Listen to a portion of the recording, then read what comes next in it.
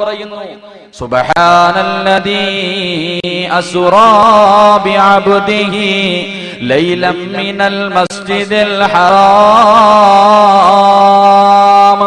അല്ലാഹുവിന്റെ പരിശുദ്ധ ഖുർആനിൽ അല്ലാഹു പരിചയപ്പെടുത്തുന്നു ഇസ്രാഉം മിഅ്റാജും എന്ന് പറയുന്ന ഒരു അത്ഭുതകരമായ യാത്രയെക്കുറിച്ച് പരിചയപ്പെടുത്തുമ്പോൾ അതാ ഈന്തപ്പന പോലകൾ കൊണ്ട് നെയ്തിരിക്കുന്ന തന്റെ കുടിലിൽ കിടന്ന് പൊട്ടിക്കരഞ്ഞുകൊണ്ടിരിക്കുന്ന പ്രവാചകന്റെ മുന്നിലേക്ക് അതാ ജിബ്രീൽ അലൈഹിസ്സലാം കടന്നു വന്നിട്ട് പറയുകയാണ്, യാ റസൂലല്ലാഹ്, കരയല്ല നബിയേ, കരയല്ല നബിയേ, അങ്ങയോട് പടച്ച റബ്ബ് സലാം പറഞ്ഞിരിക്കുന്നു നബിയേ, അങ്ങയെ സന്തോഷിപ്പിക്കാൻ പറഞ്ഞിരിക്കുന്നു നബിയേ, അങ്ങയുടെ വീടിന്റെ വെളിയിലേക്ക് ഇറങ്ങി നോക്കി നബിയേ, വാഹനം തയ്യാറായിരിക്കുന്നു നബിയേ, നമുക്ക് അല്ലാഹുവിന്റെ സന്നിധിയിലേക്ക് പോകാൻ നബിയേ. അല്ലാഹുവിന്റെ പ്രവാചകനെ വിളിച്ചുകൊണ്ടതാ അതാ ജിബ്രീൽ അലൈഹിസ്സലാം കടന്നു പോവുകയാണ്. ആകാശത്തിന്റെ ഓരോ കവാടങ്ങൾ കിടക്കുമ്പോഴും ഒന്നാൻ ആകാശത്തിൽ ആദം നബി അലൈഹിസ്സലാം കാത്തു നിൽക്കുകയാ. അല്ലാഹുവിന്റെ പ്രവാചകനെ സലാം പറഞ്ഞു സ്വീകരിക്കുകയാണ്. പ്രവാചകനെ സലാം പറഞ്ഞു സ്വീകരിക്കുകയാ. വിശേഷങ്ങൾ അന്വേഷിക്കുകയാണ്. അതാ രണ്ടാമത്തെ ആകാശത്തിലേക്ക് കടന്നു പോകുമ്പോൾ അല്ലാഹുവിന്റെ പ്രവാചകൻ നൂഹ് നബി അലൈഹിസ്സലാമിനെ കണ്ടുമുട്ടുകയാ. നൂഹ് നബി അലൈഹിസ്സലാമിനെ കണ്ടുമുട്ടുകയാ. ഇബ്രാഹിം നബി അലൈഹിസ്സലാമിനെ കണ്ടുമുട്ടുകയാ. മൂസാ നബി അലൈഹിസ്സലാമിനെ കണ്ടുമുട്ടുകയാണ്. ആകാശത്തിന്റെ ഓരോ കവാടങ്ങൾ കിടക്കുമ്പോഴും പ്രവാചകന്മാരെല്ലാം പുഞ്ചിരിക്കുന്ന മുഖത്തോടെ സന്തോഷത്തോടെ സലാം പറഞ്ഞു സ്വീകരിക്കുകയാ. അതാ അല്ലാഹുവിന്റെ ആകാശത്തിന്റെ ഓരോ കവാടങ്ങളിലും മലക്കുകളെല്ലാം പുഞ്ചിരിക്കുന്ന മുഖത്തോടെ അല്ലാഹുവിന്റെ പ്രവാചകനെ വരവേൽക്കുകയാണ്. എല്ലാവരും പുഞ്ചിരിക്കുന്ന മുഖത്തോടെ അല്ലാഹുവിന്റെ റസൂലിനെ സ്വീകരിക്കുമ്പോൾ ലോകത്തിന്റെ നായകൻ നോക്കുമ്പോഴതാ ഒരു മലക്ക് മാത്രം ഇരുന്ന് കരയുകയാണ്. എല്ലാ മലക്കുകളും പുഞ്ചിരിക്കുന്ന മുഖത്തോടെ സ്വീകരിക്കുമ്പോൾ സ്വർഗത്തിലതാ ആകാശത്തിന്റെ കവാടത്തിന്റെ ഓരത്ത് അതാ ഒരേ ഒരു മലക്ക് മാത്രം ഇരുന്നിട്ട് തേങ്ങി തേങ്ങി കരയുകയാണ്. അല്ലാഹുവിന്റെ പ്രവാചകൻ ജിബ്രീലിനോട് ചോദിക്കുകയാണ്, അല്ലയോ ജിബ്രീൽ, ആരാണ് ജിബ്രീലേ ആ മലക്ക്? എല്ലാവരും സന്തോഷിക്കുമ്പോൾ മാറിയിരുന്ന് കരയുന്ന മലക്കേതാ? അല്ലാഹുവിന്റെ റസൂൽ ചോദിക്കുമ്പോഴതാ ജിബ്രീൽ പറയുന്നു, യാ റസൂലല്ലാഹ്, അത് മീകായിൽ എന്ന മലക്കാണ് നബിയേ. ജിബ്രീൽ അലൈഹിസ്സലാം മീകായിൽ എന്ന മലക്കിനോട് ചോദിക്കുകയാണ്, എല്ലാവരും പുഞ്ചിരിക്കുന്ന മുഖത്തോടെ പ്രവാചകനെ സ്വീകരിക്കുമ്പോൾ എന്തേ നീ മാത്രം ഇരുന്ന് കരയുന്നത്? എന്തേ നിന്റെ മുഖത്തൊരു പുഞ്ചിരിയില്ലാത്തത്? അല്ലാഹുവിന്റെ റസൂലിനെ കണ്ടിട്ട് എന്തേ ഒരു സന്തോഷമില്ലാത്തത്? ആ അവസരത്തിൽ അതാ ജിബ്രീൽ അലൈഹിസ്സലാമിനോട് മീകായിൽ എന്ന മലക്ക് പറയുകയാ, അല്ലയോ ജിബ്രീൽ, അല്ലാഹുവിന്റെ പ്രവാചകനെ കാണണമെന്ന് വല്ലാത്ത മോഹമാ, അല്ലാഹുവിന്റെ പ്രവാചകനെ കാണണമെന്ന് വല്ലാത്ത ആഗ്രഹമാ. അല്ലാഹുവിന്റെ റസൂലിനെ കാണുമ്പോൾ ഞാൻ പുഞ്ചിരിക്കുന്നുണ്ട് ജിബ്രീൽ, പക്ഷേ ഞാൻ ചിരിക്കുന്ന സമയത്ത് എന്റെ കണ്ണിൽ നിന്ന് കണ്ണിനീരറിയാതെ വരികയാണ് ജിബ്രീൽ. അതാ മീകായിൽ എന്ന മലക്ക് പറയുമ്പോൾ അല്ലാഹുവിന്റെ പ്രവാചകൻ ചോദിക്കുന്നു, മീകായിലേ, എന്തേ നീ ചിരിക്കുമ്പോ നിന്റെ കണ്ണ് നിറയുന്നത്? എന്തേ നീ ചിരിക്കുമ്പോ നിന്റെ കണ്ണിൽ നിന്ന് കണ്ണുനീര് വരുന്നതെന്ന് അല്ലാഹുവിന്റെ പ്രവാചകൻ മീകായിൽ എന്ന മലക്കിനോട് ചോദിക്കുമ്പോൾ അവിടെന്ന് പറയുന്നു, യാ റസൂലല്ലാഹ്, അല്ലാഹുവിന്റെ നബിയേ, എന്റെ കണ്ണിന്റെ മുന്നിൽ എത്ര വലിയ അത്ഭുതം കാണിച്ചാലും എത്ര വലിയ സന്തോഷമുണ്ടാക്കുന്ന കാര്യമുണ്ടല്ലോ, എന്റെ കണ്ണിന്റെ മുന്നിൽ ഖിയാമത്ത് നാൾ വരെ കാണിച്ചാലും യാ റസൂലല്ലാഹ്, എനിക്ക് ചിരിക്കാൻ കഴിയില്ല നബിയേ. അല്ലാഹുവിന്റെ പ്രവാചകൻ ചോദിക്കുന്നു, എന്തേ നിനക്ക് ചിരിക്കാൻ കഴിയാത്തത്? എന്തേ നീ കരഞ്ഞുകൊണ്ടിരിക്കുന്നതെന്ന് ചോദിക്കുമ്പോൾ ജിബ്രീൽ അലൈഹിസ്സലാമിന്റെ മുന്നിൽ വെച്ച് മീകായിൽ എന്ന മലക്ക് പറയുകയാണ്, യാ റസൂലല്ലാഹ്, പടച്ചവൻ നരകത്തെ സൃഷ്ടിച്ചതെന്റെ കണ്ണുകൊണ്ട് കണ്ടു നബിയെ. ആ നരകമൊന്ന് കണ്ടു നബിയെ. ആ നരകത്തിന്റെ തീ കണ്ടു നബിയെ. ആ നരകത്തിന്റെ ബലി കേട്ട് നബിയെ. ആ നരകത്തിന്റെ വലിപ്പമൊന്ന് കണ്ടുപോയി നബിയെ. അതുകൊണ്ട് ഖിയാമത്ത് നാൾ വരെ എനിക്ക് ചിരിക്കാൻ കഴിയില്ല നബിയേ. എനിക്ക് ചിരിക്കാൻ കഴിയില്ല നബിയേ. അല്ലാഹുവിന്റെ പ്രവാചകൻ സല്ലല്ലാഹു അലൈഹി വസല്ലമ തങ്ങളോട് മീകായിൽ എന്ന മലക്ക് പറയാ, നരകം ഒന്ന് കണ്ടുപോയി, അതുകൊണ്ട് ഇനി എത്ര വലിയ സന്തോഷമുള്ള എന്റെ മുന്നിൽ കാണിച്ചാൽ എനിക്ക് ചിരിക്കാൻ കഴിയില്ല. എല്ലാവരും വിചാരിക്കും, ചങ്ങാതി എന്തേ ഇന്ന് നന്നലെ തമാശയൊക്കെ പറഞ്ഞു തുടങ്ങി, ഇന്ന് എന്തേ നരകത്തെ കുറിച്ച് പറഞ്ഞിട്ട് കടുവാപ്പള്ളിക്കാരെ ഭയപ്പെടുത്തുന്നു എന്ന് നിങ്ങൾ ആലോചിക്കാം. എന്റെ പ്രിയമുള്ള സഹോദരങ്ങളോട് ഞാൻ ചോദിക്ക, 21-ാം നൂറ്റാണ്ടിൽ ജീവിക്കണ ഈ മനുഷ്യനെ എന്തു പറഞ്ഞാലാ നമ്മളൊന്ന് നന്നാവുക? എന്തു പറഞ്ഞാലാ നമ്മളൊന്ന് നന്നാവുന്നത്? എന്റെ പ്രിയമുള്ളവരെ, ഒരു കഥയിൽ പോലും, ഒരു സാങ്കല്പിക കഥയിൽ പോലും മൃഗങ്ങൾ കൂട്ടബലാത്സംഗം ചെയ്ത വാർത്ത നമ്മൾ ആരെങ്കിലും വായിച്ചിട്ടുണ്ടോ? ഒരു കഥയിലെങ്കിലും. പക്ഷേ മനുഷ്യൻ ഇന്ന് കൂട്ടബലാത്സംഗം ചെയ്യുന്ന കാലം. 10 മാസം ഗർഭം ധരിച്ച് മരണവേദനയുടെ വേദനയും സഹിച്ചാണ് ഞാൻ എന്റെ മകളെ പ്രസവിച്ചത് അല്ലെങ്കിൽ മകനെ പ്രസവിച്ചതെന്ന് പണ്ടുള്ള ഉമ്മമാര് പറയും. ഇന്ന് ആ ഉമ്മ പണത്തിന് വേണ്ടി തന്റെ മകളെ കൊണ്ട് വിൽക്കുന്ന കാലഘട്ടം. സ്വന്തം ഉപ്പയ്ക്ക് തന്റെ രക്തത്തിൽ പിറന്ന മകളെ കാണുമ്പോ തിരിച്ചറിയാൻ പറ്റാത്ത കാലഘട്ടം. മൃഗത്തിനേക്കാൾ വൃത്തികെട്ടവനായി ഇന്നത്തെ ഈ സമുദായം ജീവിച്ചു കൊണ്ടിരിക്കുമ്പോ ഈ സമുദായത്തിനെ എന്തു പറഞ്ഞാലാ നമ്മളൊന്നും, ഞാനും ആലോചിച്ച് എന്തു പറഞ്ഞിട്ടാ കടുവാപ്പള്ളിക്കാരോട് എന്താ പറയണ്ടേ? അങ്ങനെ ഇരുന്നപ്പോൾ എനിക്കൊരു കാര്യം തോന്നിയത്, മഹാനായ അഷ്റഫുൽ ഖൽഖ് നബിയുനാ റസൂലുള്ളാഹി സ്വല്ലല്ലാഹു അലൈഹി വസല്ലമ തങ്ങള് 6-ാം നൂറ്റാണ്ടിൽ ജീവിച്ചിരുന്ന കാട്ടറബികൾ, ഡാർക്ക് ഏജ് എന്ന് ചരിത്രം വിശേഷിപ്പിക്കുന്നു. ആ ഇരുണ്ട യുഗത്തിൽ ജീവിച്ചിരുന്ന മനുഷ്യൻ ഉമ്മയെയും പെങ്ങളെയും തിരിച്ചറിയാൻ കഴിയാത്ത ആ കാട്ടറബികളുടെ മുന്നിൽ അല്ലാഹുവിന്റെ റസൂൽ സ്വല്ലല്ലാഹു അലൈഹി വസല്ലമ തങ്ങൾ കടന്നു ചെന്നിട്ട് 2 കാര്യങ്ങളെ കുറിച്ച് പറഞ്ഞു കൊടുത്തു. 2 കാര്യങ്ങളെ കുറിച്ച് അവർക്ക് പറഞ്ഞു കൊടുത്തു. അത് മനസ്സിലാക്കാൻ അവർ തയ്യാറായപ്പോൾ ലോകത്തിലെ ഏറ്റവും നല്ല മനുഷ്യരായെന്ന് ചരിത്രം പോലും പറയുന്ന അവസ്ഥയിലേക്ക് അവർ മാറി. അവരുടെ ജീവിതം കണ്ടിട്ട് മലക്കുകൾ പോലും ലജ്ജിച്ച് തലതാഴ്ത്തിയെന്ന് അള്ളാഹുവിന്റെ പ്രവാചകൻ സല്ലല്ലാഹു അലൈഹി വസല്ലമ തങ്ങൾ പഠിപ്പിക്കുമ്പോൾ എന്റെ പ്രിയമുള്ള സഹോദരങ്ങളോട് ഈ റബീഉൽ അവ്വലിന്റെ രാത്രിയിൽ ഇവിടെ ഒരുമിച്ച് കൂടി നിങ്ങളോട് എനിക്ക് പറയാനുള്ളത്, എന്റെ പ്രിയമുള്ള സഹോദരങ്ങളെ, ഈ കാര്യം ഒന്ന് മനസ്സിലാക്കാൻ തയ്യാറായാൽ മാത്രം മതി. ഈ കാര്യം ഒന്ന് മനസ്സിലാക്കാൻ തയ്യാറായാൽ മതി. കാരണം നമ്മളെ മലക്കുകൾ പോലും ബഹുമാനിക്കും. എന്റെ പ്രിയമുള്ള സഹോദരങ്ങളെ, അള്ളാഹുവിന്റെ പ്രവാചകൻ പറഞ്ഞു കൊടുത്ത 2 കാര്യം, ഒന്ന് സ്വർഗത്തെ കുറിച്ചുള്ള ആഗ്രഹം കൊടുത്തു, നരകത്തെ കുറിച്ചുള്ള ഭയം കൊടുത്തു. ഇത് മനസ്സിലാക്കാൻ തയ്യാറായപ്പോൾ ലോകത്തിലെ ഏറ്റവും നല്ല മനുഷ്യരായി. ഇത് നമ്മളൊന്ന് മനസ്സിലാക്കിയാൽ മതി. എന്റെ പ്രിയമുള്ളവരെ, ഇത് മനസ്സിലാക്കുകയാണെങ്കിൽ, ഇത് മനസ്സിലാക്കിയില്ലെങ്കിൽ റോഡിലൂടെ നടന്നു പോകുന്ന 4 കാലുള്ള നായക്കാലും അധപ്പതിച്ചു പോകും നമ്മൾ. ഇത് മനസ്സിലാക്കാൻ നമ്മൾ തയ്യാറായ അള്ളാഹുവിന്റെ പ്രവാചകൻ സല്ലല്ലാഹു അലൈഹി വസല്ലമ തങ്ങൾ ഇസ്രാഇന്റെയും മിഅ്റാജിന്റെയും രാത്രി കടന്നു പോയപ്പോ ഒരു സ്ഥലത്തെത്തിയപ്പോൾ ജിബ്രീൽ പറഞ്ഞു, നബിയെ, ഇനി അങ്ങോട്ട് എനിക്ക് നടക്കാൻ കഴിയില്ല. ഇനി ഒരു കാലെടുത്ത് മുന്നോട്ട് വെച്ചാൽ എന്റെ കാര്യത്തിൽ തീരുമാനമായി, എനിക്കിനി നടക്കാൻ കഴിയില്ല.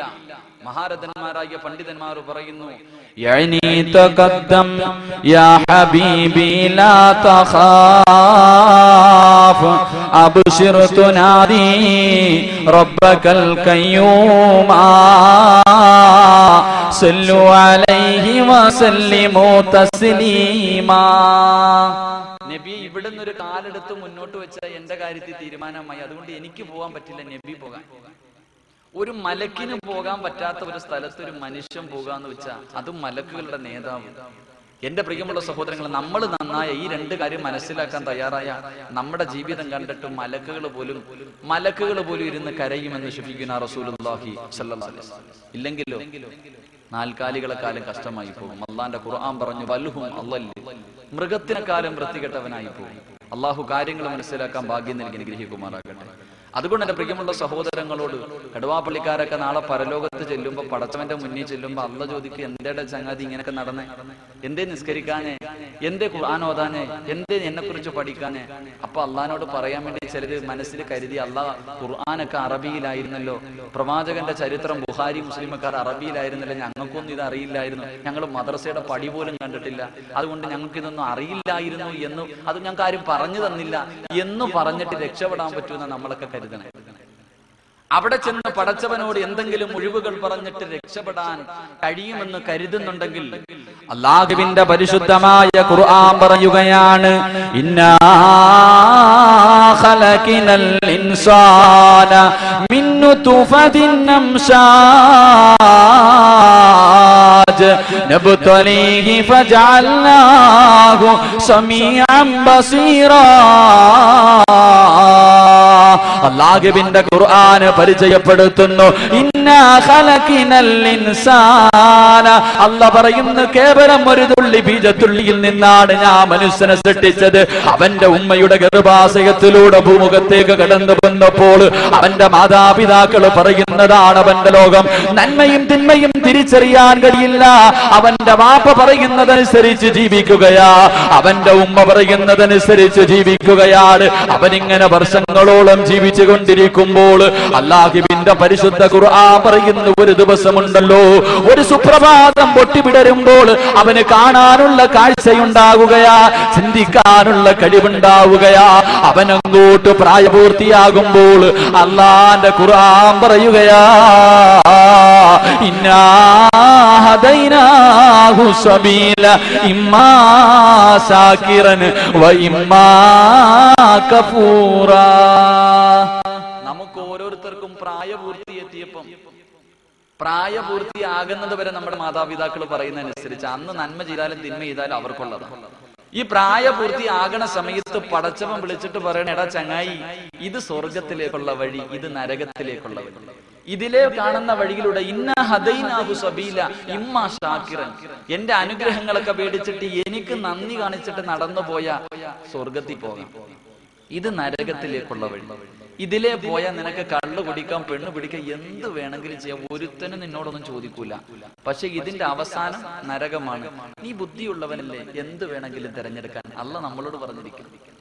നമ്മൾക്ക് ബുദ്ധിയുണ്ടല്ലോ, പടച്ചവൻ നമ്മളോട് പറയണ, എടാ രണ്ട് വഴി, ഇത് സ്വർഗം ഇത് നരകം, നീ തിരഞ്ഞെടുത്തിട്ട് പോ. ഈ കാര്യം എനിക്ക് നിങ്ങളോട് പറയാനുണ്ട്, ഈ രണ്ട് കാര്യം എനിക്ക് പറയാം, നിങ്ങൾ തിരഞ്ഞെടുക്കും. അള്ളാഹു കാര്യം മനസ്സിലാക്കാൻ ഭാഗ്യം നൽകി അനുഗ്രഹിക്കുമാറാകട്ടെ. അതുകൊണ്ട് എന്റെ പ്രിയമുള്ള സഹോദരങ്ങളെ, എന്താണ് നരകം? ഇടത് സൈഡിലേക്ക് പോകുന്നവന് കിട്ടുന്ന നരകം എന്താ? ഒറ്റ ഹദീസ്. നന്നാവേണ്ടവന് കൂടുതലൊന്നും വേണ്ടല്ലോ, നന്നാകേണ്ട മനുഷ്യന് കൂടുതലൊന്നും വേണ്ട. നരകത്തെ കുറിച്ച് ഒറ്റ ഹദീസ് മതി. മഹാനായ മൂസാ നബി അലൈഹി സ്വലാം ഇങ്ങനെ നടന്നു പോകുമ്പോ ശൈത്താനെ കണ്ടു. ശൈത്താനെ കണ്ടപ്പോ ശൈത്താൻ മൂസാ നബിയോട് പറഞ്ഞു, അല്ല നബിയെ, ഞാൻ ഒരുപാട് തെറ്റുകളൊക്കെ ചെയ്തു പോയി, എനിക്കൊന്ന് തൗബ ചെയ്യണമെന്ന് തോന്നുന്നു, എനിക്കൊന്ന് തൗബ ചെയ്യണമെന്ന് ആഗ്രഹമുണ്ട്.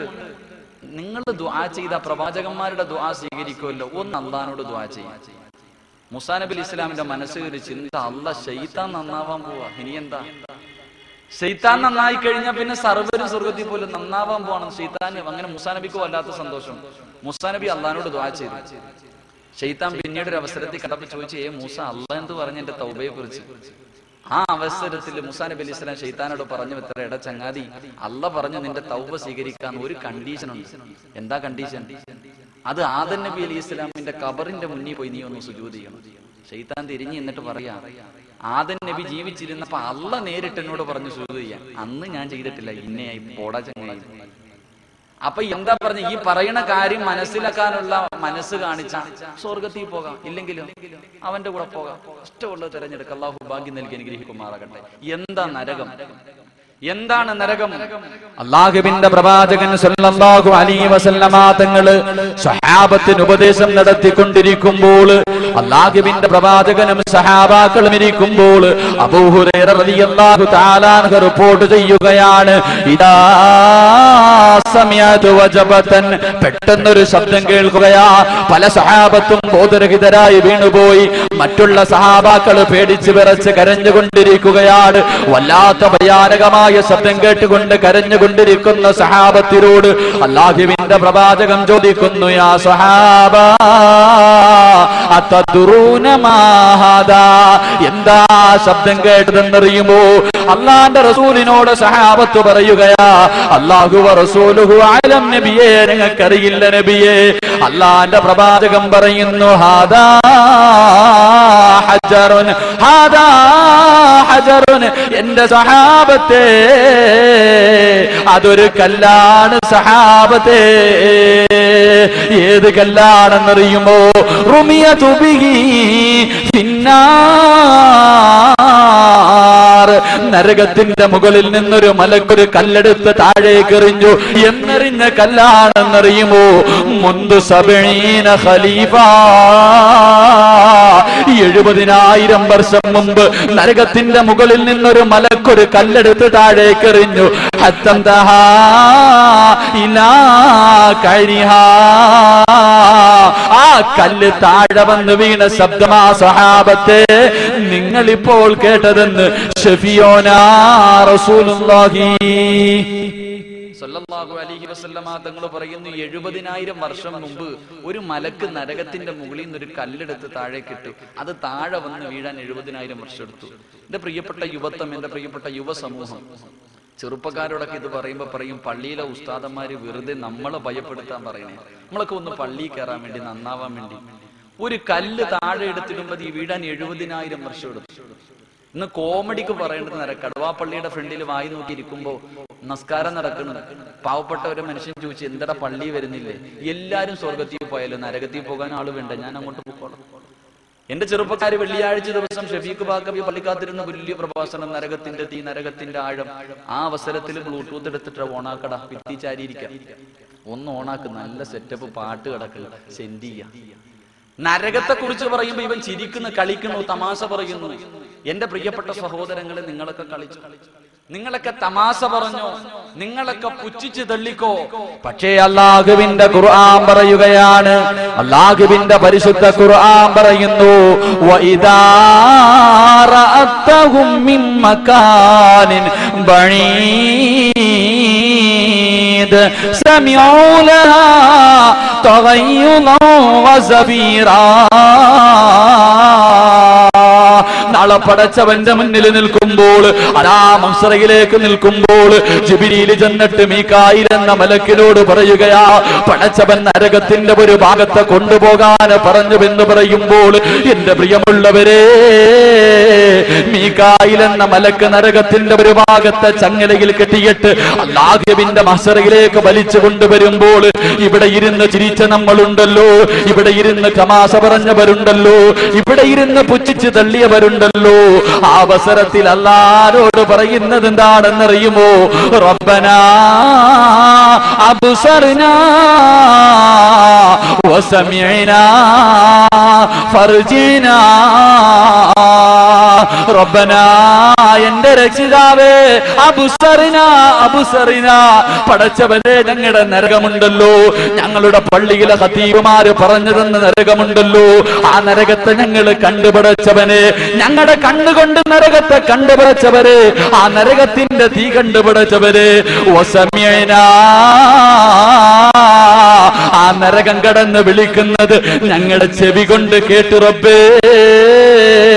അതുകൊണ്ട് ഫർജിനാ ഫർജിനാ, ഞങ്ങളെ ഒന്ന് കടുവാ പള്ളിയിലേക്ക് ഞങ്ങളെ ഒന്ന് മടക്കണേ അല്ലാ.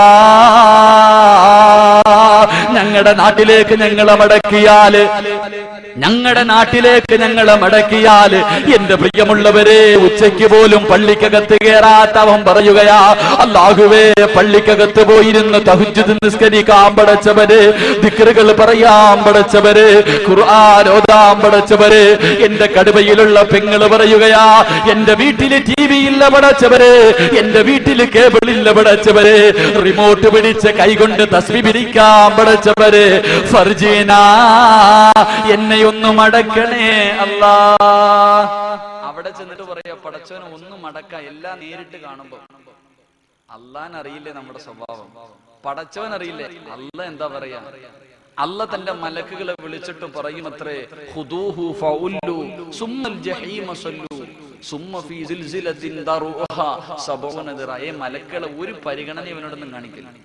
ഇവനോടൊന്നും ഒരു കരുണയും കാണിക്കേണ്ട ആവശ്യമില്ല. നിങ്ങളെ പണി നടത്ത്, ചങ്ങലയിലെടുത്ത് കെട്ടിയിട്ട് വലിച്ച് നരകത്തിലേക്ക് എറിയാൻ അള്ളാഹു പറയുമെന്ന് പരിശുദ്ധ ഖുർആൻ. എന്റെ പ്രിയമുള്ള സഹോദരങ്ങളെ, നന്നാവേണ്ടവൻ ഇത്രയും മതി, കൂടുതലൊന്നും ആവശ്യമില്ല. ഇതാണ് നരകം. പോകേണ്ടവര് പോകും, അല്ലാത്തവർ സ്വർഗത്തിലേക്ക് നടന്നു പോകും. അള്ളാഹു സ്വർഗത്തിൽ പോകുന്നവരുടെ കൂട്ടത്തിൽ ഉൾപ്പെടുത്തി അനുഗ്രഹിക്കുമാറാകട്ടെ. എന്താ സ്വർഗം? എന്താ സ്വർഗം?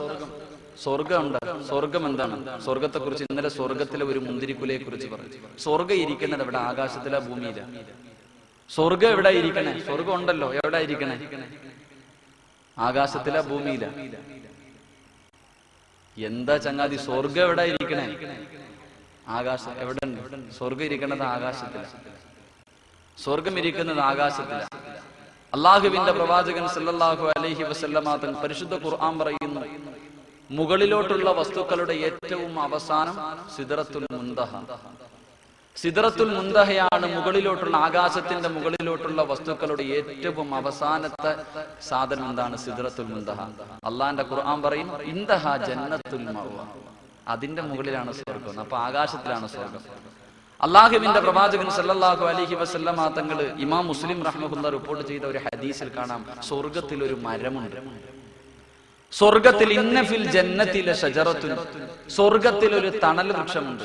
കടുവാപ്പള്ളിയിലുള്ള നിങ്ങൾക്ക് മനസ്സിലാവുന്ന രീതിയിൽ പറഞ്ഞ, ഈ നാട്ടിലുള്ള ഏതെങ്കിലും ഒരു ചെറുപ്പക്കാരൻ, അല്ലെങ്കിൽ ഏതെങ്കിലും ഒരു സഹോദരൻ, അല്ലെങ്കിൽ ഏതെങ്കിലും ഒരു സഹോദരി ഇന്ന് ലോകത്ത് ഏറ്റവും കൂടുതൽ സ്പീഡിൽ സഞ്ചരിക്കുന്ന ഒരു വാഹനം തിരഞ്ഞെടുത്തിട്ട് സ്വർഗത്തിലെ ഒരു മരത്തിന്റെ ചുവട്ടിലൂടെ സഞ്ചരിക്കുക. എത്ര നാള്? അള്ളാന്റെ റസൂൽ പറയുന്നു, 100 സന, 100 വർഷം സഞ്ചരിച്ചാലും ലാ യഖ്തഉഹ, സ്വർഗത്തിലെ ഒരു മരം വിട്ടുകിടക്കാൻ കഴിയില്ലെന്ന് ഷഫീഖുനാ റസൂലുള്ളാഹി സ്വല്ലല്ലാഹു അലൈഹി വസല്ലം. ഇത് ഞാനാ പറഞ്ഞിരുന്നെങ്കിൽ പറയായിരുന്നു, ഇതൊക്കെ ഇച്ചിരി ഓവറല്ലേ എന്ന്. അബൂജഹൽ ഉണ്ടല്ലോ, അബൂജഹൽ പ്രവാചകന്റെ ഏറ്റവും വലിയ ശത്രുവാണ്. ആ ചങ്ങാതി എന്നെ പറയായിരുന്നു, മുഹമ്മദ് സത്യമേ പറയത്തുള്ളൂ.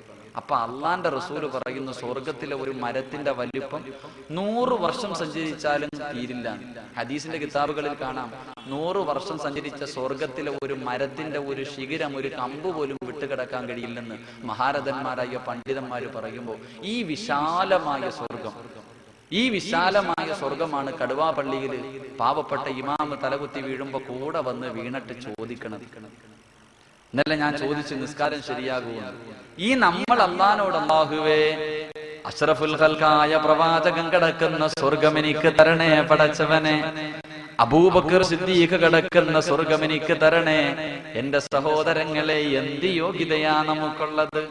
സ്വർഗം ചോദിക്കാൻ ഒരു യോഗ്യത വേണം, നമുക്കൊരു യോഗ്യതയുമില്ല. ആ അവസരത്തിലാണ് അള്ളാന്റെ റസൂല് പറയുന്നത്, അള്ളാഹുവിന്റെ പ്രവാചകൻ പറയുന്നു, ഞാൻ നിങ്ങൾക്ക് സ്വർഗം തരാം, ഞാൻ നിങ്ങൾക്ക് സ്വർഗം തരാം. അള്ളാന്റെ റസൂല് പറയുന്നു, സ്വർഗം ഞാൻ തരാം. ആരെങ്കിലും തരാന്ന് പറഞ്ഞാലെങ്കിലും പേടിക്കണ്ടേ? എന്താ പേടിക്കണ്ടേ? വാഹിദക്ക അടുത്തിരിപ്പുണ്ട്. ഇന്ന് അതിന്റെ അടുത്തിരിക്കുന്നത് വാഹിദക്ക ഇവിടെ ചായക്കടയൊക്കെ ഇട്ടിട്ടുള്ള സമയത്ത് ഞങ്ങളൊക്കെ പോയി ചായയൊക്കെ കുടിക്കുമായിരുന്നു, നല്ല കടിയൊക്കെ തരുമായിരുന്നു, ബിസ്ക്കറ്റൊക്കെ. അള്ളാഹു ആഫിയത്തുള്ള ദീർഘായുസ് കൊടുത്ത് അനുഗ്രഹിക്കുമാറാകും. ഇന്ന് താഹായിക്ക ബീജാന മറ്റേ നഹാസിക്ക ഇറങ്ങിപ്പോയി ഇവിടെ വരെ വന്നിട്ട്. ഇന്നലെ ഈ നഹാസിക്കായെ കുറിച്ച് പറഞ്ഞിട്ട് ഇന്നിനി ആ ചങ്ങാതിയെ കുറിച്ച് എന്തെങ്കിലും. പാവപ്പെട്ടവനാ, നല്ല സ്നേഹമുള്ള ആളാണ്. അള്ളാഹു ആഫിയത്തും ദീർഘായുസും കൊടുത്ത് അനുഗ്രഹിക്കുമാറാകട്ടെ. നീണ്ട കാലം ഈ പള്ളിയുടെ പ്രവർത്തനത്തിന് വേണ്ടി പരിശ്രമിക്കാനും ഇരിക്കാനുമുള്ള ഭാഗ്യം കൊടുത്ത് അനുഗ്രഹിക്കുമാറാകട്ടെ. അപ്പൊ ആരെങ്കിലും സ്വർഗം തരാന്ന് പറഞ്ഞാൽ വേടിക്കണം. അള്ളാന്റെ റസൂല് പറയുന്നു, ഞാൻ സ്വർഗം തരാം. അല്ലാഹുവിന്റെ പ്രവാചകൻ പറയുന്നു, ഞാൻ സ്വർഗം തരാം. അല്ലാഹുവിന്റെ പ്രവാചകൻ 1400 വർഷങ്ങൾക്ക് മുമ്പ് തന്റെ ഈന്തപ്പന ഓലകൾ കൊണ്ട് നെയ്തിരിക്കുന്ന തന്റെ കുടിലിൽ കിടന്നുറങ്ങുകയാണ്. അതാ തഹജ്ജുദിന്റെ സമയമാകുമ്പോൾ അല്ലാഹുവിന്റെ പ്രവാചകൻ തന്റെ വീടിന്റെ വാതിൽ തുറന്നിട്ട് ഉളുവെടുക്കുവാൻ വേണ്ടി വെളിയിലേക്ക് ഇറങ്ങുമ്പോൾ ഒരു ദിവസവും ഇല്ലാത്ത വല്ലാത്ത തണുപ്പാണ്, സഹിക്കാൻ കഴിയുന്നില്ല. പ്രവാചകന്റെ മനസ്സിലേക്ക് ഒരു ചിന്ത വരുന്നു, റബ്ബേ, ഈ തണുപ്പുള്ള രാത്രിയിൽ ഈ പച്ചവെള്ളത്തിൽ ഒതുവെടുത്തിട്ട് എങ്ങനെയാ നിസ്കരിക്കുന്നത്? തണുപ്പ് സഹിക്കാൻ കഴിയുന്നില്ലല്ലോ. എനിക്കൽപ്പം ചൂടുവെള്ളം കിട്ടിയിരുന്നെങ്കിൽ ആ ചൂടുവെള്ളത്തിൽ ഒതുവെടുത്തിട്ട് നിസ്കരിക്കാമായിരുന്നു എന്ന് അല്ലാഹുവിന്റെ പ്രവാചകന്റെ മനസ്സിലേക്ക് ഒരു തോന്നല് വരുമ്പോൾ അള്ളാന്റെ പ്രവാചകൻ നോക്കുമ്പോഴതാ ഒരു സലാം കേൾക്കുകയാണ്. ആ തണുപ്പുള്ള രാത്രിയിൽ സലാം കേൾക്കുന്ന ഭാഗത്തേക്ക് തിരിഞ്ഞു നോക്കുമ്പോൾ അല്ലാഹുവിന്റെ പ്രവാചകന്റെ മുന്നിലേക്ക് മഹാനായ റബിയ റളിയല്ലാഹു തആല അൻഹു, അല്ലാഹുവിന്റെ പ്രവാചകന്റെ സഹാബിയായ റബിയ ഉണ്ടല്ലോ, അല്ലാഹുവിന്റെ പ്രവാചകനോട് പറയുന്നു, യാ റസൂലല്ലാഹ്, ഇതാ നബിയേ ചൂടുവെള്ളം, ഇതാ നബിയേ ചൂടുവെള്ളം, ഈ ചൂടുവെള്ളത്തിൽ ഒതുപെടുത്തിട്ട് നിസ്കരിക്കു നബിയേ. അള്ളാന്റെ പ്രവാചകന്റെ കണ്ണങ്കോട്ട് നിറയാൻ തുടങ്ങി. പടച്ചവരെ, ഈ അടിമയ്ക്ക് എന്നോടെന്ത് സ്നേഹമാ പടച്ചവരെ, ഈ റബിയാന് എന്നോടെന്ത് പ്രേമമാ പടച്ചവരെ. ഈ തണുപ്പുള്ള രാത്രിയിൽ എല്ലാവരും കടന്നുറങ്ങുമ്പോ എന്റെ വീടിന്റെ വെളിയിൽ എനിക്ക് ചൂടുവെള്ളവുമായിട്ട് കാത്തു നിൽക്കുന്ന ഈ സഹാബിയുണ്ടല്ലോ, ഈ സഹാബിക്ക് എന്താ പടച്ചവരെ കൊടുക്കേണ്ടത്? അല്ലാഹുവിന്റെ പ്രവാചകൻ റബിയാനോട് ചോദിക്കുകയാ, റബിയാ, എന്ത് വേണം റബിയാ? ഇന്നത്തെ ദിവസം നീ എന്ത് ചോദിച്ചാലും നിനക്ക് ഞാൻ തരാം റബിയാ. അല്ലാഹുവിന്റെ പ്രവാചകൻ റബിയാനോട് ചോദിക്കുമ്പോൾ മഹാനായ റബിയ റളിയല്ലാഹു തആല അൻഹു അല്ലാഹുവിന്റെ പ്രവാചകനോട് ചോദിക്കുകയാണ്, യാ റസൂലല്ലാഹ്, അസ്അലുക മുറാഫഖത ഫിൽ ജന്നാ. നബിയേ, എനിക്കെന്താ വേണ്ടതെന്നറിയുമോ? എനിക്കെന്താ വേണ്ടതെന്നറിയുമോ? ആരാണ് റബിയ എന്നറിയുമോ? എന്റെ പ്രിയമുള്ളവരെ, കേറിക്കിടക്കാൻ ഒരു കൂരയില്ലാത്തവരാ, വയറ് നിറച്ചട്ട ഭക്ഷണം കഴിക്കാൻ പറ്റാത്തവരാ, ധരിക്കാൻ ഒരു ജോഡി വസ്ത്രമില്ലാത്തവരാ. അതാ അബൂ ഹുറൈറ റളിയല്ലാഹു അൻഹുവിന്റെ കൂട്ടത്തില് അതാ പള്ളിയുടെ ഓരത്ത് കിടക്കുന്നവനാ. ആരെങ്കിലും വല്ല ആഹാരവും കൊണ്ടുകൊടുത്താൽ അത് കഴിച്ചിട്ട് പള്ളിയുടെ പറമ്പിൽ കിടക്കുന്നവനാ. ആ സ്വഹാബിയതാ അല്ലാഹുവിന്റെ റസൂലിനോട് പറയുകയാണ്, യാ റസൂലല്ലാഹ്, എനിക്ക് സമ്പത്ത് വേണ്ട നബിയേ, എനിക്ക് അധികാരം വേണ്ട നബിയേ, എനിക്ക് ധരിക്കാൻ വസ്ത്രം വേണ്ട നബിയേ, എനിക്ക് സുന്ദരികളായ പെണ്ണുങ്ങളെ വേണ്ട നബിയേ. എനിക്ക് വേണ്ടത് എന്താണെന്നറിയുമോ? അസ്അലുക മുറാഫഖത ഫിൽ ജന്നാ. നബിയേ, എനിക്ക് സ്വർഗം മതി നബിയേ, എനിക്ക് സ്വർഗം മതി നബിയേ. നാളെ സ്വർഗത്തിൽ അങ്ങയുടെ കൂടെ എനിക്ക് നടക്കണം നബിയേ. എന്റെ ജീവിതത്തിന്റെ ഏറ്റവും വലിയ മോഹം സ്വർഗമാണ് നബിയേ. അല്ലാഹുവിന്റെ പ്രവാചകനോട് റബിയ റളിയല്ലാഹു തആല അൻഹു ചോദിക്കുമ്പോൾ എന്റെ പ്രിയമുള്ളവരെ, എന്തു ചോദിച്ചാലും കൊടുക്കാമെന്ന് പറഞ്ഞ പ്രവാചകനുണ്ടല്ലോ. റബിയ റളിയല്ലാഹു തആല അൻഹുവിനോട് പറയുകയാണ്, ഏ റബിയ, നിനക്ക് ഞാൻ സ്വർഗം തരാം റബിയ, നിനക്ക് ഞാൻ സ്വർഗം തരാം റബിയ. പക്ഷേ നീ എന്നെ ഒന്ന് സഹായിക്കണേ റബിയ, നീ എന്നെ ഒന്ന് സഹായിക്കണേ റബിയ. അല്ലാഹുവിന്റെ പ്രവാചകനോട് റബിയ റളിയല്ലാഹു തആല അൻഹു ചോദിച്ചു, യാ റസൂലല്ലാഹ്, എങ്ങനെയാ നബിയെ സഹായിക്കേണ്ടത്? ആ അവസരത്തിൽ അല്ലാഹുവിന്റെ പ്രവാചകൻ പറയുന്നു, ഇൽമനുലി സിത്തം മിൻ അൻഫുസികും അൽമനു ലക്കുമുൽ ജന്നാ, അൽമനു ലക്കുമുൽ ജന്നാ. ഖാല സഫിയൂനാ റസൂലുള്ളാഹി സ്വല്ലല്ലാഹു അലൈഹി വസല്ലം തങ്ങൾ പറയുന്നു, റബിയ റളിയല്ലാഹു തആല അൻഹു ഒരു അവസരം കിട്ടി. അല്ലാഹുവിന്റെ റസൂൽ ചോദിച്ചു, എന്താ നിനക്ക് വേണ്ടത്? നമ്മളാണെങ്കിലോ കഅബാലയത്തിന്റെ മുറ്റത്ത് പോയിട്ട് കഅബ കാണുമ്പോ ആദ്യമായിട്ട് കാണുമ്പോ എന്ത് ചോദിച്ചാലും അല്ലാഹ് തരും. അവിടെ പോയി നിന്നിട്ട് സമ്പത്ത് ചോദിക്കുന്ന മഹാന്മാരുണ്ട്, അവിടെ പോയി നിന്നിട്ട് പോലും സമ്പത്ത് ചോദിക്കുന്ന മനുഷ്യർ. മഹാനായ റബിയ റളിയല്ലാഹു അൻഹു ധരിക്കാൻ വസ്ത്രമില്ല, മസ്ജിദുൻ നബിയുടെ ഓരത്ത് കിടക്ക, ആരെങ്കിലും എന്തെങ്കിലും കൊണ്ടുകൊടുത്ത അത് തിന്നിട്ട് കഴിയണ സഹാബിയ. ആ സഹാബിയോട് നബി ചോദിച്ചു, എന്താ വേണ്ട? ഒറ്റ ചോദ്യം, ഒറ്റ ഉത്തരം, നബി, എനിക്ക് സ്വർഗം വേണം, എനിക്ക് സ്വർഗം മതി, വേറെ ഒന്നും വേണ്ട. അല്ലാഹുവിന്റെ റസൂൽ പറഞ്ഞു, നീ എന്നെ ഒന്ന് സഹായിക്കണം. ഇൽമനുലി സിത്തം മിൻ അൻഫുസികും അൽമനു ലക്കുമുൽ ജന്ന. ഒരു 6 കാര്യം ഞാൻ നിനക്ക് പറഞ്ഞു തരാം. ഈ 6 കാര്യം കൊണ്ട് നീ എന്നെ ഒന്ന് സഹായിച്ചാൽ, ഇത് നിന്റെ ജീവിതത്തിൽ നീ ഒന്ന് ശ്രദ്ധിച്ചാൽ, നാളെ എന്റെ മുന്നിൽ അല്ലാഹുവിന്റെ അർശിന്റെ താഴ്ഭാഗത്ത് ഞാൻ ഇരിക്കുമ്പോ നീ വാ റബിയ, നിന്റെ കയ്യിൽ സ്വർഗത്തിന്റെ പാസ് എടുത്ത് ഞാൻ വെച്ചു തരാമെന്ന് ഷഫീഉനാ റസൂലുള്ളാഹി. ഈ 6 കാര്യം എനിക്ക് പറയണമെന്ന് ആഗ്രഹമുണ്ട്. ഈ 6 കാര്യവും പറഞ്ഞു തീർക്കണമെന്ന് ആഗ്രഹമുണ്ട്. പക്ഷെ മണിക്കൂറുകളായി പ്രസംഗം കേട്ടോണ്ടിരിക്കുന്ന നിങ്ങൾക്ക് അത് കേൾക്കാനുള്ള മനസ്സും കൂടെ ഉണ്ടാകും. അതുണ്ടാകുമെന്ന് എനിക്ക് തോന്നുന്നില്ല. ഇൻഷാ അല്ലാഹ് എന്തായാലും എനിക്ക് തന്നിട്ടുള്ള സമയത്തിന്റെ ഇപ്പം തന്നെ 8:45 ഇൻഷാ അല്ലാഹ് കൂടി പോയാൽ 10 മണി വരെ. ഇതിന്റെ ഇടയിൽ എത്രയൊക്കെ പറയാൻ പറ്റുമോ അത്രയൊക്കെ പറയാം. മരിച്ചാലും മരിച്ചില്ലെങ്കിലും 10 മണിക്ക് കവറടക്കും. വിഷയം തീർന്നാലും തീർന്നില്ലെങ്കിലും 10 മണിക്ക് അവസാനിപ്പിക്കും. പറയാൻ പറ്റുന്ന അത്രയും പറയും. അത് നമ്മുടെ രണ്ടുപേരുടെയും ജീവിതത്തിൽ പ്രാവർത്തികമാക്കാൻ അള്ളാഹു തൗഫീഖ് നൽകി അനുഗ്രഹിക്കുമാറാകട്ടെ. ഒന്നാമത്തെ കാര്യം,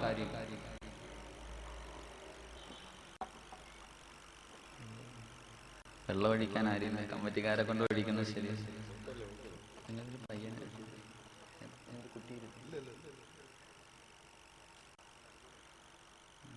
ഏതെങ്കിലും കുട്ടി അല്ലാഹുവിന്റെ പ്രവാചകൻ സല്ലല്ലാഹു അലൈഹി വസല്ലമ തങ്ങളോട് റബീഅ റളിയല്ലാഹു തആല അൻഹു ചോദിക്കുകയാണ്, യാ റസൂലല്ലാഹ്, സ്വർഗ്ഗത്തിൽ കിടക്കണമെങ്കിൽ ഒന്നാമത്തെ കണ്ടീഷൻ എന്താണ് നബിയേ?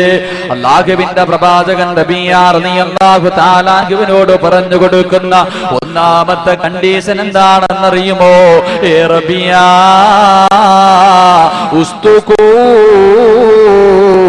ഇദാ ഹദ്ദസ്തും റബിയ, സംസാരിച്ചാൽ കള്ളം പറയല്ലേ റബിയ. ഒന്നാമത്തെ കണ്ടീഷൻ, സ്വർഗത്തിൽ പോകണമെങ്കിൽ നിനക്ക് പാസ് വേണമെങ്കിൽ ഒന്നാമത്തെ കണ്ടീഷൻ എന്താ? സംസാരിച്ചാൽ കള്ളം പറയില്ലേ. എന്റെ പൊന്നു ഉസ്താദെ, വേറെ എന്ത് വേണമെങ്കിലും പറ, ഇത് നമ്മളെ കൊണ്ട് പറ്റൂല. നമുക്കാണെങ്കിൽ കള്ളം പറയാതെ ഉറങ്ങാൻ പറ്റൂലല്ലോ. നമുക്കൊരു ദിവസം ഒരു കള്ളമെങ്കിലും പറയാതെ ഉറങ്ങാൻ പറ്റത്തില്ല. അതെങ്ങനാണല്ലോ. പള്ളി വരും, പള്ളി വന്ന് നിസ്കാരം കഴിഞ്ഞിട്ട് പള്ളിയുടെ പടി ഗേറ്റ്, കടുവാപ്പള്ളിയുടെ അങ്ങോട്ട് ഇറങ്ങുന്നതിന് മുമ്പേ ആ നിസ്കരിച്ച നിസ്കാരം ആർക്കെങ്കിലും കൊടുക്കും. ഇമാം ഇപ്പം ഭയങ്കര ലീവാണ്, എവിടെ പോണെന്നറിയില്ല, പ്രസംഗമൊക്കെ ആണെന്ന് പറഞ്ഞ് പോകുന്നുണ്ട്, ചുമ്മാതാണ്. മോദിന്റെ ബാങ്ക് പഴയതുപോലെ അത്ര പോരാ. അല്ലെങ്കിൽ ഇനി ഒന്നും കിട്ടിയില്ലെങ്കിൽ പറയും, ഇപ്പം കമ്മിറ്റിക്കാരൊക്കെ പഴയതുപോലെ ഒന്നും ഇല്ല, കൈയിട്ട് വാരലൊക്കെ കൂടുതലാണോ, കൈയിട്ട് വാരുന്നുണ്ടോ എന്നൊക്കെ. നിസ്കരിച്ച പതിപോലെ അപ്പോഴേ അവർക്ക് കൊടുക്കും. ഇത് കൊടുത്തിട്ടേ പോകത്തുള്ളൂ. ഇതാണ് നമ്മുടെ രീതി. ഇനി ഇവനൊന്നും ഒന്നും കിട്ടിയില്ലെങ്കിൽ, ഇനി ഒന്നും പറയാൻ കിട്ടിയില്ലെങ്കിൽ അങ്ങോട്ട് കൂടി ഇരുന്നിട്ടും അങ്ങോട്ട് തുടങ്ങും എന്തെങ്കിലുമൊക്കെ ചുമ്മാ തമാശയ്ക്ക്. തന്റെ കൂടെ ഇരിക്കുന്നവരെ, ചെറുപ്പക്കാരൊക്കെ തന്റെ കൂടെ ഇരിക്കുന്നവരെ ചിരിപ്പിക്കാൻ വേണ്ടി തമാശയ്ക്ക് വെറുതെ കള്ളം പറയുന്നവർ. അല്ലാഹുവിന്റെ പ്രവാചകൻ സല്ലല്ലാഹു അലൈഹി വസല്ലമ തങ്ങൾ പറയുകയാണ്, വൈലുൽ ലില്ലദീ യുഹിബ്ബുനാ ബിൽ ഹദീസ് ലിയുദ്ഹിക മിൻഹുൽ ഖൗം ഫയക്ദിബു ലഹു വൈലുൽ ലഹു വൈലുൽ ലഹു. തമാശയ്ക്ക് പോലും തന്റെ കൂട്ടുകാരോട് കള്ളം പറയുന്നവരുണ്ടല്ലോ, അല്ലാഹുവിന്റെ പ്രവാചകൻ പറയുകയാ, അവനാണ് സർവനാശമെന്ന് ശഫീഉനാ റസൂൽ സല്ലല്ലാഹു അലൈഹി വസല്ലമ തങ്ങൾ പറയുന്ന തന്റെ കൂട്ടുകാരെ ചിരിപ്പിക്കാൻ വേണ്ടി കള്ളം പറയുന്നു, തമാശയ്ക്ക്, അവനാണ് ഏറ്റവും വലിയ നാശം.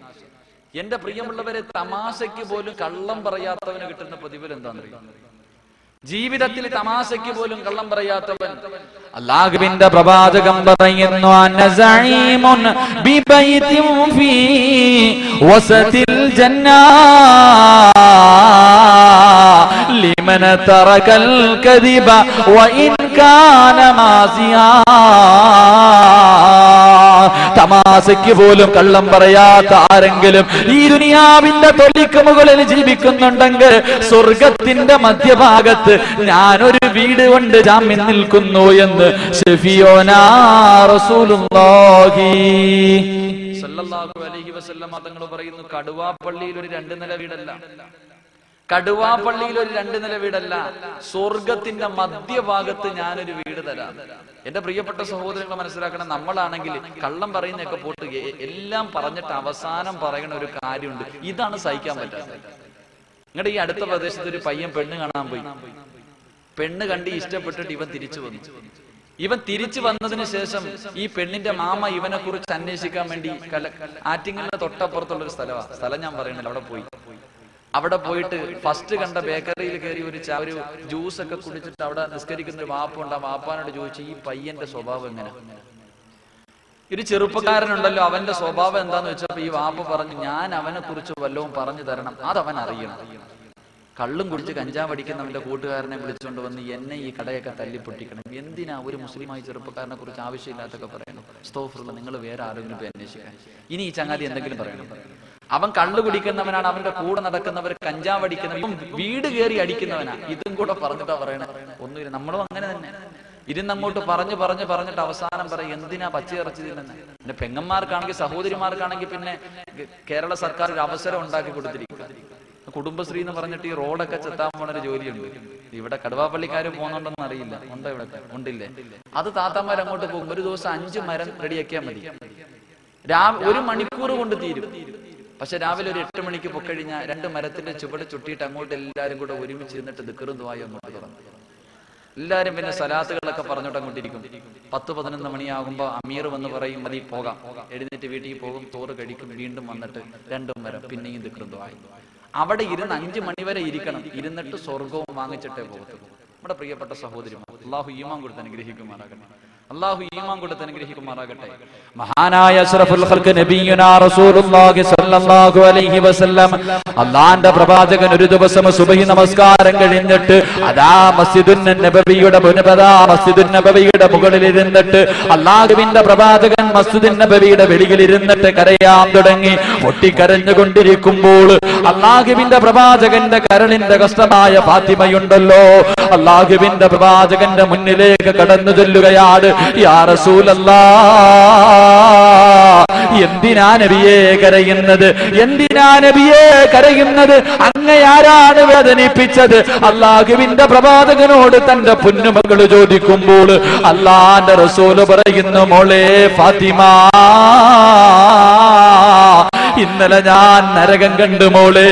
നരകത്തിൽ എന്റെ സമുദായത്തിലെ ഒരു വിഭാഗം ജനതയെ കണ്ടു മോളെ. അവര് നരകത്തിൽ കടന്ന് വിളിക്കുകയാണ് മോളെ. അവരുടെ തലയുണ്ടല്ലോ പന്നിയുടെ തല പോലെ ഇരിക്കുന്നു, അവരുടെ ഉടലുകളുണ്ടല്ലോ കഴുതയുടെ ഉടല് പോലെ ഇരിക്കുന്നു. അവർ നരകത്തിൽ കടന്നിട്ട് വിളിച്ചു കൂവുന്നത് എന്റെ കണ്ണുകൊണ്ട് കണ്ടു മോളെ. അല്ലാഹുവിന്റെ പ്രവാചകന് പറഞ്ഞു തീരുമ്പോൾ, അല്ലാഹുവിന്റെ റസൂൽ അങ്ങോട്ട് പറഞ്ഞു തീരുമ്പോൾ പൊട്ടിക്കരഞ്ഞുകൊണ്ട് അല്ലാഹുവിന്റെ പ്രവാചകനോട് തന്റെ പൊന്നുമകള് ഫാത്തിമ ചോദിക്കുകയാണ്, ഉപ്പാ, പന്നിയുടെ തലയും കഴുതയുടെ രൂപവുമുള്ള ആ വൃത്തികെട്ടവരാരാണ് ഉപ്പാ? അവരെന്ത് പാപമാ ചെയ്തതെന്ന് അല്ലാഹുവിന്റെ പ്രവാചകനോട് തന്റെ പൊന്നുമകള് ഫാത്തിമ ബീവി ചോദിക്കുമ്പോൾ അല്ലാഹുവിന്റെ റസൂൽ പറയുന്നു, മോളെ ഫാത്തിമ, അവരാരാണെന്നറിയുമോ? ദുനിയാവിൽ ജീവിക്കുന്ന കാലഘട്ടത്തിൽ സംസാരിച്ചപ്പോൾ കള്ളം പറഞ്ഞവരാണ് മോളെ. അവർക്ക് കിട്ടുന്ന ശിക്ഷ ഇതാണെന്ന് സഫിയോനാ റസൂലുള്ളാഹി സ്വല്ലല്ലാഹു അലൈഹി വസല്ലം തങ്ങൾ പറയുന്നു, പന്നിയുടെ തലയും കഴുതയുടെ രൂപവുമായിരിക്കും. അല്ലാഹു ആ വിഭാഗത്തിൽ നിന്ന് കാക്കുമാറാകട്ടെ. അല്ലാഹു ആ വിഭാഗത്തിൽ നിന്ന് കാക്കുമാറാകട്ടെ. അതുകൊണ്ട് എന്റെ പ്രിയമുള്ള സഹോദരങ്ങളോട്, മനുഷ്യനാണ് കള്ളം പറയും. മനുഷ്യന്റെ പ്രകൃതം അങ്ങനെയാ, കള്ളം പറഞ്ഞു പോകും. പക്ഷെ കള്ളം പറയുമ്പോ ആ പറഞ്ഞത് കള്ളമാണെന്ന് മനസ്സിലാക്കുമ്പോ തൗബ ചെയ്യാനുള്ള മനസ്സെങ്കിലും അല്ലാഹു നൽകി അനുഗ്രഹിക്കുമാറാകട്ടെ. അല്ലാഹുവിന്റെ പ്രവാചകൻ റബീഅ റളിയല്ലാഹു തആല അൻഹുവിന് കൊടുത്ത രണ്ടാമത്തെ ഉപദേശം അല്ലാഹുവിന്റെ പ്രവാചകനോട് റബീഅ ചോദിക്കുന്നു, യാ റസൂലല്ലാഹ്, സ്വർഗത്തിൽ പോകണമെന്ന് വല്ലാത്ത മോഹമുണ്ട് നബിയെ. അങ്ങയുടെ കൂടെ സ്വർഗത്തിൽ നടക്കണമെന്ന് വല്ലാത്ത ആഗ്രഹമാണ് നബിയെ. രണ്ടാമത്തെ കാര്യം എന്താണെന്ന് ചോദിക്കുമ്പോൾ അല്ലാഹുവിന്റെ പ്രവാചകൻ പറയുന്നു, റബീഅ, വഔഫൂ ഇദാ വഅത്തും, ഏ റബീഅ, വാഗ്ദാനം ചെയ്താൽ ലംഘിക്കല്ലേ റബീഅ. രണ്ടാമത്തെ കണ്ടീഷൻ, വാക്കു പറഞ്ഞാൽ പാലിക്കണം. വാക്ക് പറഞ്ഞാ പാലിക്കണം. നമ്മൾ ഏത് വാക്കാ പാലിച്ചിട്ടുള്ള? ചുമ്മാ ആള് കൂടുമ്പോ എഴുന്നേറ്റ് നിന്നിട്ട്. സാധാരണ ഇപ്പൊ തൃശ്ശൂര് കുന്നംകുളത്തൊരു സ്ഥലത്ത് പ്രസംഗിക്കാൻ പോയപ്പോ 6666 രൂപ എല്ലാരും ചാടി എഴുന്നേറ്റ് കുറെ പേര് പറഞ്ഞു. സംഘാടകര് വീട്ടിൽ പോയപ്പോ ഉമ്മ പറയാ മോൾ അറിയാതെ പറഞ്ഞാണ്. നമ്മള് ആള് കൂടുമ്പോ എല്ലാരും പറയും, പക്ഷെ അവസ്ഥനെ ചെന്ന് ചോദിക്കുമ്പോഴത്തേക്ക് നമ്മുടെ മനസ്സ് മാറുക. ഏത് കാര്യമാണെങ്കിലും അങ്ങനെ. എന്റെ പ്രിയമുള്ളവരെ, ജീവിതത്തിൽ ഏത് കരാറാ നമ്മൾ പാലിച്ചിട്ടുള്ളത്? നാട്ടുകാരോട് ചെയ്തൊക്കെ കൂട്ടും, അള്ളാരോട് കരാറ് ചെയ്തവരല്ല. ആദം നബി അലൈഹിസ്സലാം നമ്മുടെ വാപ്പയാണല്ലോ, ആദം നബിയും ഹവ്വാ ബീവിയും. ഇവര് രണ്ടുപേരെയും പടച്ചവൻ സൃഷ്ടിച്ചിട്ട് ആദം നബി അലൈഹിസ്സലാമിനെയും ഹവ്വാ ബീവിയോടും അള്ളാഹ് പറഞ്ഞു, ഖുർആൻ പറയുന്നു, യാ ആദം ഉസ്കുൻ അൻത വസൗജുകൽ ജന്നാ വകുലാ മിൻഹാ റഗദൻ ഹൈസു ശിഅ്തുമാ വലാ തഖറബാ ഹാദിഹി ശജറാ. അല്ലാഹുവിന്റെ ഖുർആൻ പറയുന്നു, ആദം നബിയോട് അല്ലാഹ് പറഞ്ഞു, ആദമേ, ഈ കാണുന്ന സ്വർഗമുണ്ടല്ലോ, ഇതിനകത്ത് കടന്ന് നീയും നിന്റെ ഭാര്യയും എന്തു വേണമെങ്കിലും ചെയ്തോ, എന്തു വേണമെങ്കിലും തിന്നോ, എന്തു വേണമെങ്കിലും കാണിച്ചോ, പക്ഷേ ലാ തഖറബാ ഹാദിഹി ശജറ, ആ കാണുന്ന മരത്തിന്റെ അടുത്ത് പോകല്ലേ ആദമേ. ആദം നബി അലൈഹി ഇസ്ലാമും തന്റെ ഭാര്യയും കൂടെ പോയി രണ്ടിനെയും പടച്ചവൻ സ്വർഗത്തിൽ നിന്ന് പുറത്താക്കി. എങ്ങനെ പുറത്താക്കി? ഉടുതുണി പോലും പടച്ചവൻ കൊടുത്തില്ല. തുണി പോലും, സ്വർഗത്തിലെ വസ്ത്രം പോലും കൊടുക്കാതെ രണ്ടിനെയും പുറത്താക്കി. നമ്മുടെ വാപ്പാനെ ഉമ്മാനെ എന്തിന്? ഒറ്റ കരാറ് ലംഘിച്ചതിന്റെ പേരിൽ. ഒരു മരത്തിന്റെ അടുത്ത് പോകല്ലെന്നാ പറഞ്ഞു. ഇവിടെ അല്ല നമ്മളെ വിളിച്ചിട്ട് ചോദിച്ച്, ഞാൻ ആരാടാ? ആലമുൽ അർവാഹിൽ അല്ലാ, നീ ഞങ്ങളുടെ റബ്ബ്, ഞങ്ങളെ ദുനിയാവി വിട്ടുപോയ മറിച്ചു കളയാ, നിസ്കാരം, ദുആ, ദിക്ർ, ഖുർആൻ, അല്ലോ എന്നെ തങ്ങളെ പോലെ ജീവിക്കാൻ പഠിച്ചു ഒന്ന് വിട്ടേക്കാൻ. കടുവാപ്പള്ളി വന്നിട്ടോ പള്ളിയുടെ മിനാരത്തിൽ നിന്ന് ബാങ്ക് വിളിക്കുമ്പോ പള്ളിക്കകത്ത് നിൽക്കുവോ? ഇവൻ പള്ളിക്കകത്ത് നിൽക്കുക. ബാങ്ക് വിളിക്കുമ്പോൾ ശൈത്താൻ ഓടുന്ന പോലെ ഇറങ്ങി വെളിയിലോട്ട് അങ്ങ് പോകും. നിസ്കാരം കഴിയുമ്പോ പിന്നെ കയറി. ഇതിനകത്ത് നിന്നാലും നിസ്കരിക്കാത്തവരുണ്ട്. പള്ളിക്കകത്ത് നിന്നിട്ട് പോലും നിസ്കരിക്കാത്ത എത്രയോ മുസ്ലിമീങ്ങൾ. എന്റെ പ്രിയമുള്ള സഹോദരങ്ങളെ, ഒന്ന് ചിന്തിക്ക്. ഞാൻ ചോദിക്കാം ഇവരോടൊക്കെ, എങ്ങനെ ഈ ബസ്സും ലോറിയും വണ്ടിയൊക്കെ പാഞ്ഞു പോകുന്ന ഈ ഹൈവേയിൽ എങ്ങനെ നിങ്ങൾക്ക് ഇറങ്ങി നടക്കാൻ തോന്നുന്നു? പാണ്ടി ലോറി നെഞ്ചത്തോടെ കയറി ഇറങ്ങത്തില്ലേ? അള്ളാന്റെ പള്ളിക്കകത്ത് നിന്നിട്ട് നിസ്കരിക്കാത്തവർ. എന്റെ പ്രിയമുള്ള സഹോദരങ്ങളെ, റോഡിൽ ഇറങ്ങി നടക്കരുത്. ഞാൻ പറയാ, വളരെ സ്നേഹത്തോടെ പറയാം, പാണ്ടി ലോറിക്ക് അറിയത്തില്ലല്ലോ നീ ഇവിടുത്തെ വലിയ മഹാനാണ്. കാരണം നിന്റെ നെഞ്ചത്തൂടെ കയറി ഇറങ്ങിയില്ലെങ്കിലേ കുഴപ്പമുള്ളൂ. കാരണം എന്ത്? നീ എന്താ ചെയ്യണം? നിന്റെ ജീവിതത്തിൽ ഒരു നേരമെങ്കിലും നിസ്കരിക്കുന്നുണ്ടോ? നിസ്കാരമോ ഇബാദത്തോ നിന്റെ ജീവിതത്തിലില്ല. പിന്നെ എന്തിനാ പടച്ചവൻ നിന്നോട് കരുണ കാണിക്കണേ? ഇത്രയും നാളും നിന്നോട് കരുണ കാണിച്ചതിന് നീ പോയി അള്ളാഹിനെ സ്തുതിക്കും. എന്റെ പ്രിയപ്പെട്ട സഹോദരങ്ങൾ, ചെറുപ്പക്കാരൊക്കെ ബൈക്കിന്റെ മുകളിൽ ഇരുന്നിട്ട് പാഞ്ഞു പോവുക. ട്രാൻസ്പോർട്ടിന് അടിയിൽ നിന്ന് ഇവനിങ്ങനെ അങ്ങോട്ട് വണ്ടി വെട്ടിച്ചിട്ട് പോകുമ്പോ ഓനോട് ചോദിച്ചാൽ പറയും, ഞാൻ വെട്ടിച്ചത് കൊണ്ടാ രക്ഷപ്പെട്ടെ. ഇവൻ പറയണത് ഞാൻ വെട്ടിച്ചത് കൊണ്ടാണ്. എന്റെ പൊന്നുമോനെ, നീ വെട്ടിച്ചത് കൊണ്ടൊന്നുമില്ല. നിന്റെ വാപ്പയും ഉമ്മയും വീട്ടിൽ സുബഹി നിസ്കരിച്ചിട്ട് സുജൂദി കടന്നിട്ട് കരയാ, അള്ളാഹുവേ ഒരെണ്ണേ ഉള്ളൂ, അവൻ റോഡിൽ പോവാ, ഒന്നും നോക്കിക്കൊണ്ടേ. എടാ, ഇത് കൊണ്ടാ നീ രക്ഷപ്പെട്ടു പോണേ. പക്ഷെ അള്ളാഹ് എന്നും ഇതൊന്നും കേൾക്കത്തില്ല. കാരണം നീ അങ്ങനെയല്ലേ ചെയ്യുക.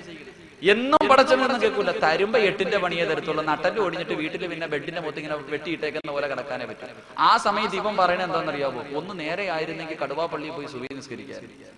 എന്റെ പൊന്നു സഹോദരങ്ങളെ, ആ സമയത്ത് പറഞ്ഞിട്ട് കാര്യമില്ല. എന്റെ പ്രിയപ്പെട്ട ചെറുപ്പക്കാർ, ഇങ്ങനെ വരുന്ന വഴി നോക്കുമ്പോ നബിദിനാണല്ലോ.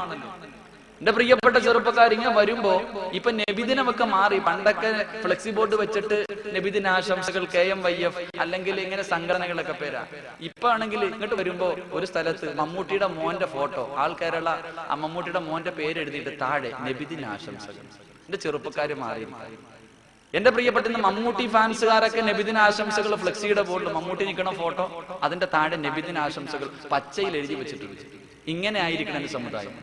പ്രിയപ്പെട്ട ചെറുപ്പക്കാര്, വെള്ളിയാഴ്ച ദിവസം വാപ്പ പള്ളിയിൽ പോകുന്നതിന് മുമ്പ് ഇവൻ പോകും. ഇവൻ രാവിലെ കുളിച്ചെടുക്കുമ്പോ വാപ്പ വിചാരിക്കും പള്ളിയിൽ പോവാൻ.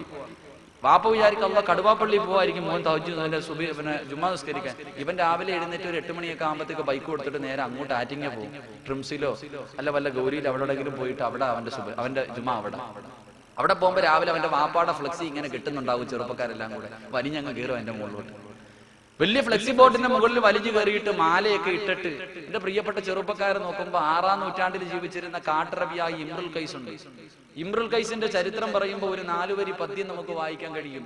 അമുറു അലാ ജിദാരി ദിയാരി ലൈല ഉഖബ്ബിലു ദൽ ജിദാറ വൽ ജിദാറ വമാ ഹുബ്ബുദ് ദിയാരി ശറഫ്ന ഖൽബി വലാകിൻ ഹുബ്ബു മൻ സകനദ് ദിയാറ. തന്റെ കാമുകിയായ ലൈലയുടെ വീടിനടുത്തൂടെ വരുമ്പോ മതിൽ കാണുമ്പോ കെട്ടിപ്പിടിച്ചങ്ങ് ഉമ്മ കൊടുക്കുക. ലൈലയുടെ വീട്ടിൽ നിന്ന് പട്ടി ഇറങ്ങി വരുമ്പോ ചെന്നിട്ട് പട്ടിയെ പിടിച്ച് കാലിനടിയിൽ പിടിച്ചിട്ട് ചുംബനം കൊടുത്തിട്ട് പറയാ, പട്ടി നീ എത്ര ഭാഗ്യവാനടാ, എന്റെ പെണ്ണ് ചവിട്ടിയ സ്ഥലത്ത് ചവിട്ടാ നിനക്ക് കിട്ടിയില്ല. ഓനതാ പറയുന്നത്. ഇവനാണ് വെള്ളിയാഴ്ച രാവിലെ സിനിമാ തിയേറ്ററിൽ പോയിട്ട് അവന്റെ വാപ്പാടെ ഫോട്ടോയൊന്നുമല്ല, അവനുമായിട്ട് ഒരു ബന്ധമില്ലാത്തവൻ അവന്റെ മോടി ഇങ്ങനെ വലിഞ്ഞങ്ങോട്ട് കയറി മാലയൊക്കെ ഇട്ട് പാലൊക്കെ എടുത്ത് ഒഴിച്ചിട്ട് ഈ അടുത്ത് ഇങ്ങനെ തിരുവനന്തപുരത്ത് ആറ്റിങ്ങൽ അപ്പുറത്ത് ഇങ്ങോട്ട് വരുമ്പോ എഴുതി വെച്ചിരിക്കുന്നു സച്ചിൻ ടെണ്ടുൽക്കർ.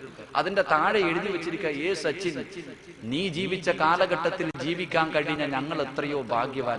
3 ചെറുപ്പക്കാർ, മുസ്ലിം ചെറുപ്പക്കാരുടെ പേര് അടിയിൽ എഴുതി വെച്ചിട്ടുണ്ട്.